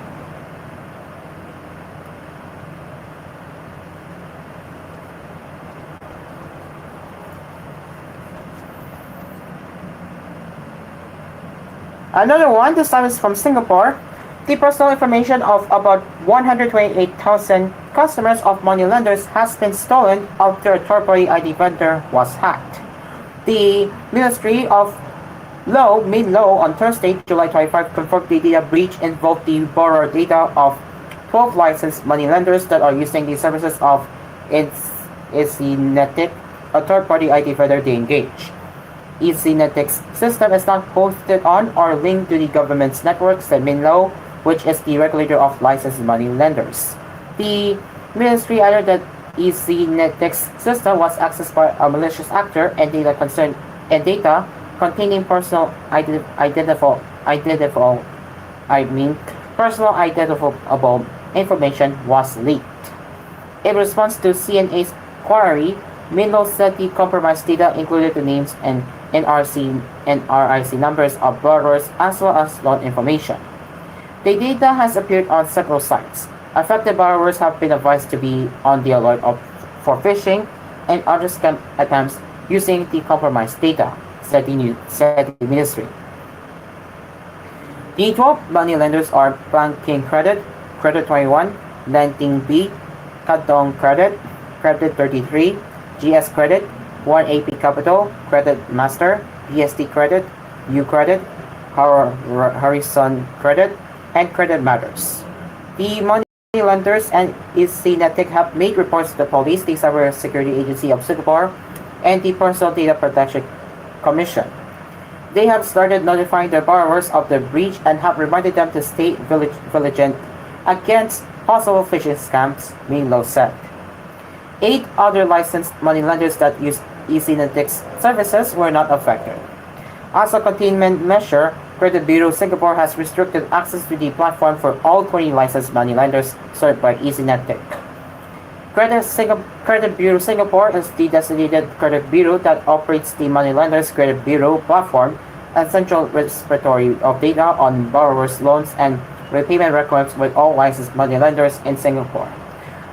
MLCP's online functions remain fully available to the other 133 licensed money lenders in Singapore. Borrowers with queries may reach out to the respective licensed money lenders for more information. The ministry said it takes a serious view of the data breach.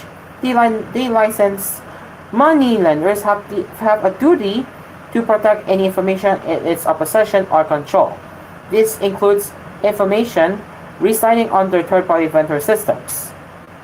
Minlo is investigating the matter with CSA and PDPC. Minlo is also in close contact with Credit Bureau Singapore to support affected licensed money lenders' business recovery efforts.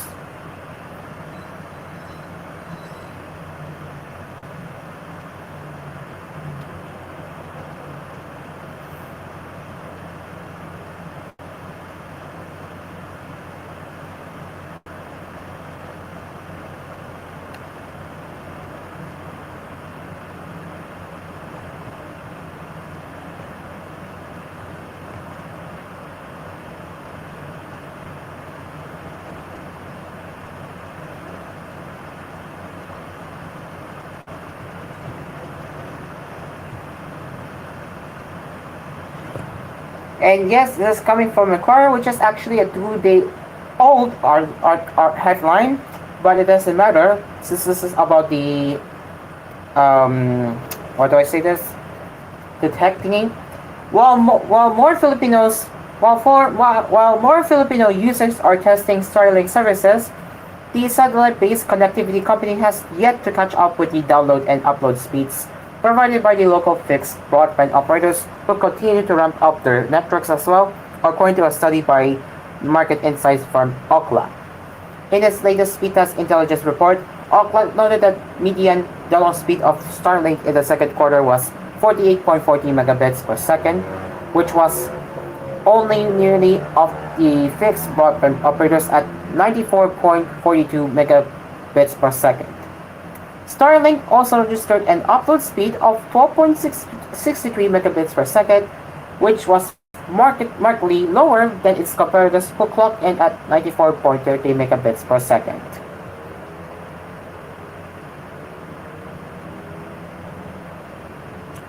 Ookla noted that the satellite provider has a higher latency when it comes to the delivery of internet service, which means a slower connection. Latency refers to the amount of time for data to travel across the network.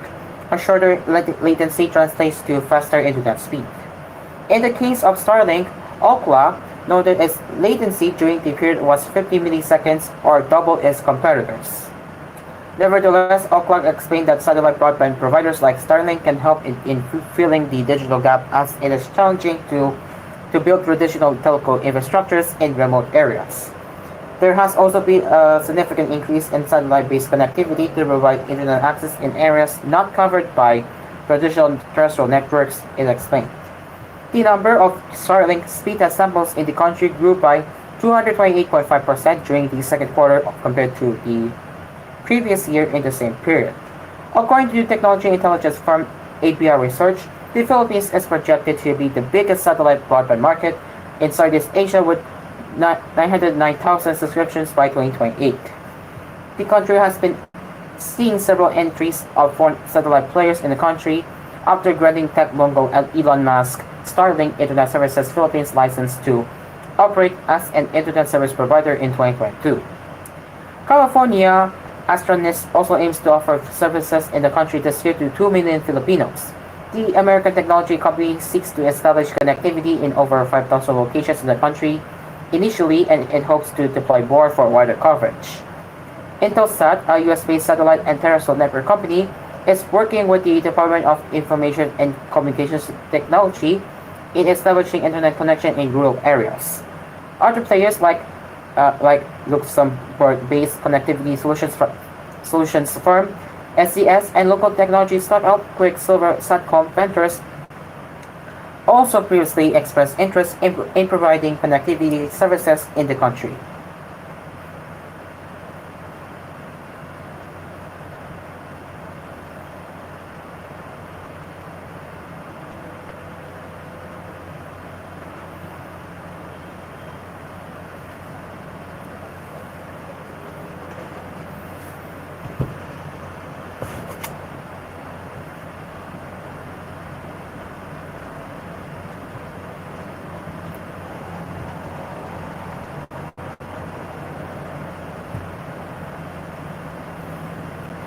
Well, and to those of users who are using one of the Intel 13 Gen and 14 Gen CPUs, well, if you're one of them experiencing crashes, well, Intel has some news for you.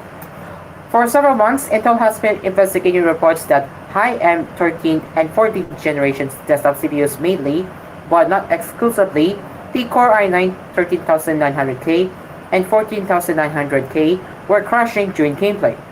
Intel partly addressed the issue by insisting that third-party motherboard makers adhere to Intel's recommended default power settings in their motherboards, but the company said it was still working to identify the root cause of the problem.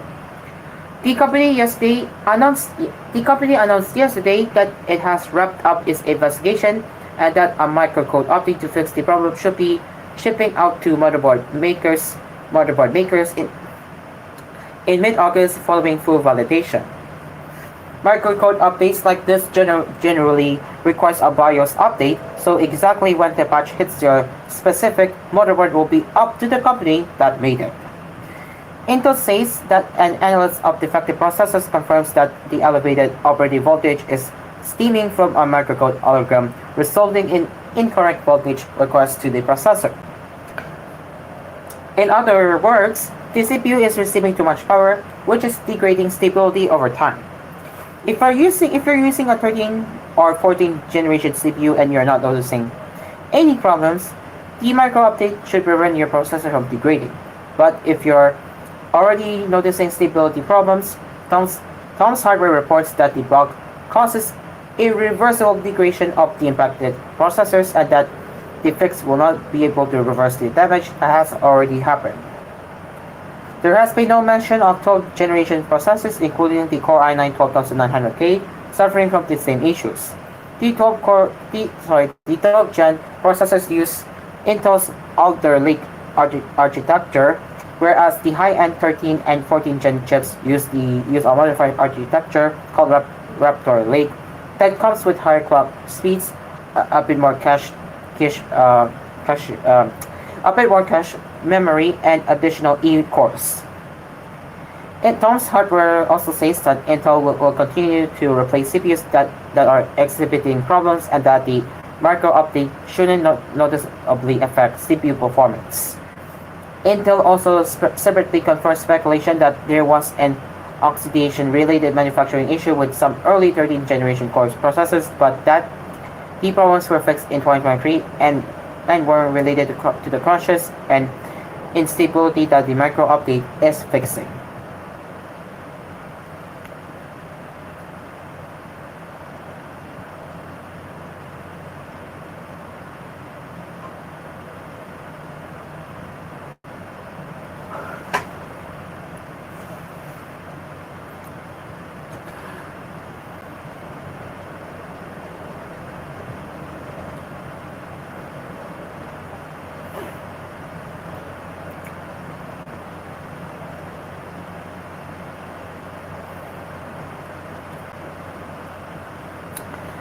The firm behind the global IT outage that cost companies billions, ground 5% of the world's air traffic and brought NHS systems to their knees, has given $10 food vouchers to say sorry. And for some, they don't even work. CrowdStrike sought to thank and apologize to its teammates and partners for the extra workload resulting from the outage last Friday, which knocked out millions of computers worldwide. According to a screenshot said to be part of the thank you email sent to staff, the firm recognized the additional work the 19th of July incident caused, and for that, we sent our heartfelt thanks and apologies for the inconvenience. But some recipients posted on social media that it hadn't worked for them. TechCrunch, who originally reported the story, said they tried applying one of the gift cards but an error came up on the Uber Eats page saying it has been cancelled by the issuing party and is no longer valid. A CrowdStrike spokesperson said in a statement to Sky News, CrowdStrike did not send gift cards to customers or clients. We did send these to our teammates and partners who have been helping customers through this situation. Uber flagged it as fraud because of high usage rates, they added.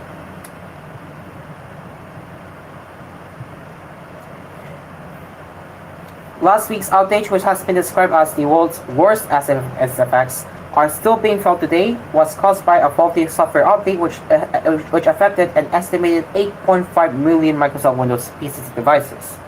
It caused delays for airports, broadcasters, hospitals, and businesses. Problems came to light soon after the latest version of CrowdStrike's Falcon sensor software was rolled out on Friday. The update was meant to make systems more secure against hacking, but instead caused devices to display a blue screen of death due to a faulty code. In an update on Wednesday on its investigation into the crisis, CrowdStrike said a fault code had slipped past its own safety procedures, forcing computers running Microsoft's Windows operating system to crash. CrowdStrike added that a new check had since been put in place in a bid to prevent the repeat of the issue. The extent of the economic damage is still being assessed and may never be truly known. A report by Insurance Metrics estimated on Wednesday that the total direct financial loss facing U.S. Fortune 500 companies, excluding Microsoft, was $5.4 billion.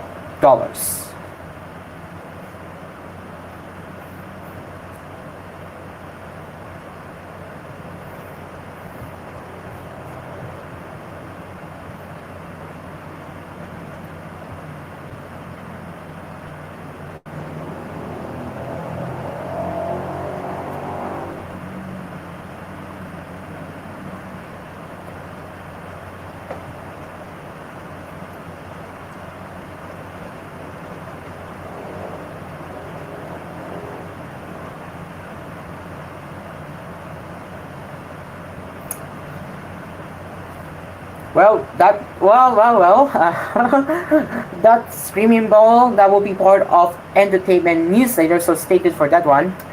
Okay, so let's continue with a little bit more tech news before we head to commercial break. Alright, OpenAI announced Search GPT, its AI-powered search engine, and yes, it's going to be rival to Google and Bing.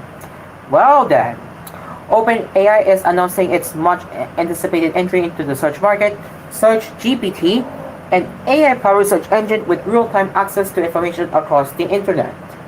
The search engine starts with a large text box that asks the user, "What are you looking for?" But rather than returning a plain list of links, Search GPT tries to organize and make sense of them. In one example from OpenAI, the search engine summarizes its findings on music festivals, and then presents short descriptions of the events, followed by an attribution link.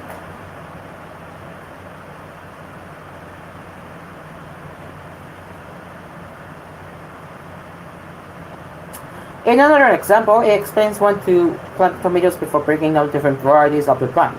After the results appear, you can ask follow-up questions or click the sidebar to open other relevant links. There's also a feature called Virtual Answers, but OpenAI didn't get back to The Verge before publication on exactly how this works. Search GPT is just a prototype for now. The service is powered by the GPT-4 family of models and will only be accessible to 10,000 test users at launch. OpenAI spokesperson Kayla Woods tells The Verge. Woods says that OpenAI is working with third-party partners and using direct content feeds to build its search results. The goal is to eventually integrate these search features directly into ChatGPT. Alright, it is now 90 minutes before 9, and we will have entertainment headlines now coming up on koolNews Early Edition. So stick around, everybody. We will be right back.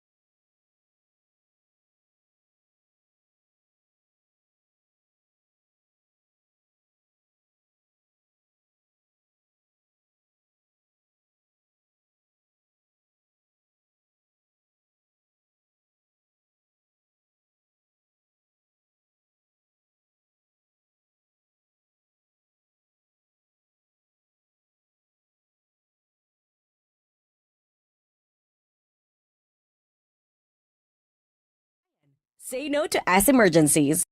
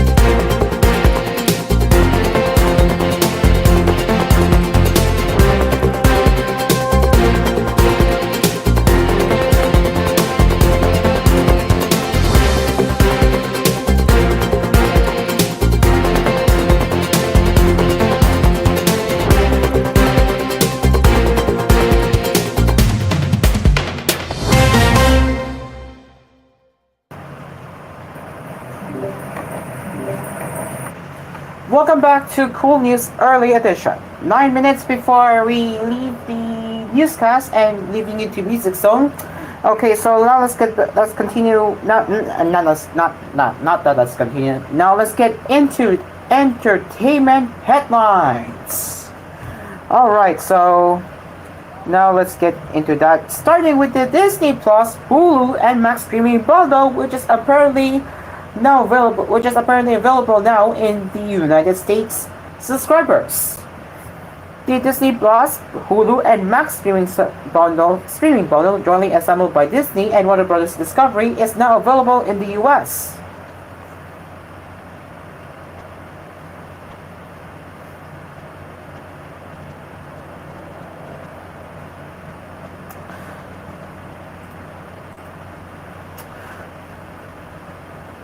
Prices starts from $17 per month for an ad-supported tier, as opposed to the monthly $35.97 price to pay for each service ad-supported tier separately, or $29.99 or $30 per month to go ad-free versus $47.99. Some details about the Disney Hulu Max bundle offer were initially revealed back in May, which was followed by Comcast's announcement of the similar streaming bundle for Xfinity's customers that combines Netflix, Peacock, and Apple TV+. Disney-owned ESPN is also set to offer a live sports streaming service with Warner Bros. Discovery and Fox later this year. The Verge asked Disney to clarify additional details about the bundle, such as the streaming quality and number of simultaneous viewers that are supported for each tier, but the company refused to answer these questions on record. It appears these features will be dependent on the specific tier provided for each streaming platform within either version of this bundle though. For example, Max is only available in 1080p for both ad-supported and ad-free versions. If large streaming bundles like these prove successful, then we can expect to see more platform combinations offered down the road. Streaming bosses like Warner Bros. Discovery CEO David Zaslav has said that bundling services just makes an awful lot of sense. It's one of the more popular approaches to tackle the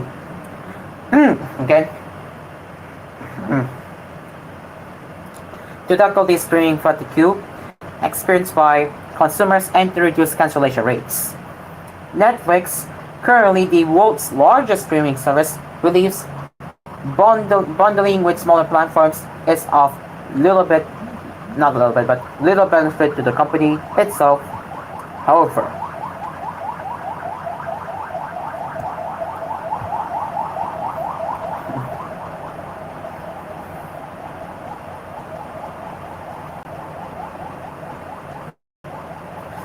oh yes, and not to mention we will be also covering sports because apparently the Paris Olympics is drawing near, so we will be covering our Olympics right now.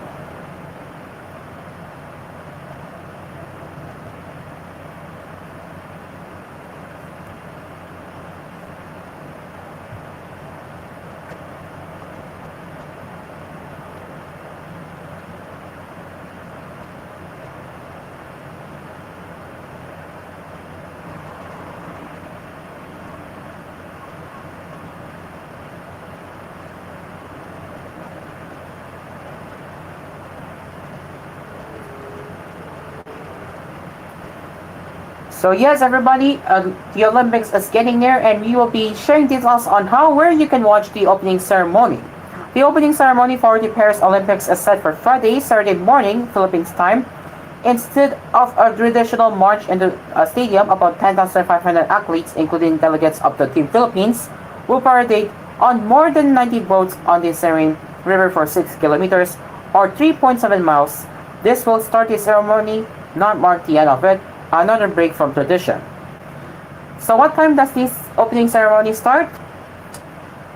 The ceremony starts at 1:30 a.m. Philippine time on July 27, and is expected to last more than 3 hours. And now, where is the opening ceremony going to be held? The parade starts at the Austerlitz Bridge beside the Jardin des Plantes and follows the course of the Seine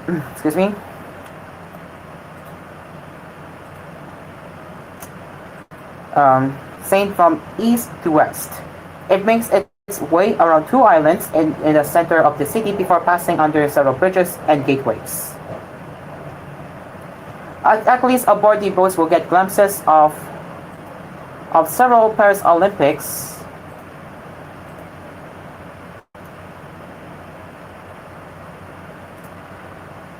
venues, including La Corte Urban Park, 3x3 basketball, breaking, BMX freestyle cycling,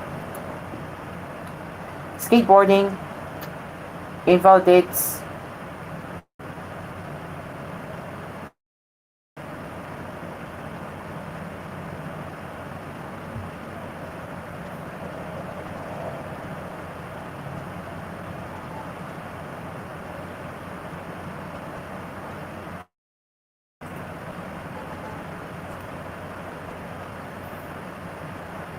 archery, athletics, marathon finish, road cycling, time trial start, and the Grand Palace, fencing, taekwondo,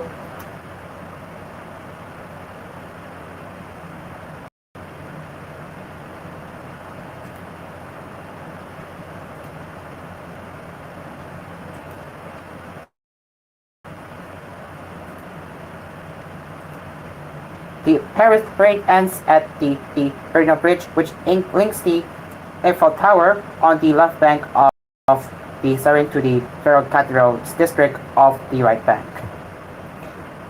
The ceremony's finale is at the Pharaoh Cathedral. There, among other ceremonial procedures, French President Emmanuel Macron will deliver opening remarks. Will carry the opening ceremony that will feature Team Philippines in the Parade of Nations. According to One Sports, the opening ceremony will be aired on its Facebook and YouTube accounts, free-to-air channel 1 Sports, 1 Sports Plus, and Signal TV pop-up channels 1 and 2 on cable TV, and Pilipinas Live by streaming. It will be featured on the 2:30 p.m. telecast on RPTV. And that is it for koolNews Early Edition. As always, thank you so much for your continuous trust and support. And we will be back with more headlines later with koolNews at 11. Okay, let me repeat that. We'll be back again later with koolNews at 11, koolNews at noon, koolNews at 4, 6, and koolNews prime time at 9. Until then, I am Cairo, aka Aspir, and we will see you later for more headlines at 11. Good morning, dear everyone, and goodbye for now.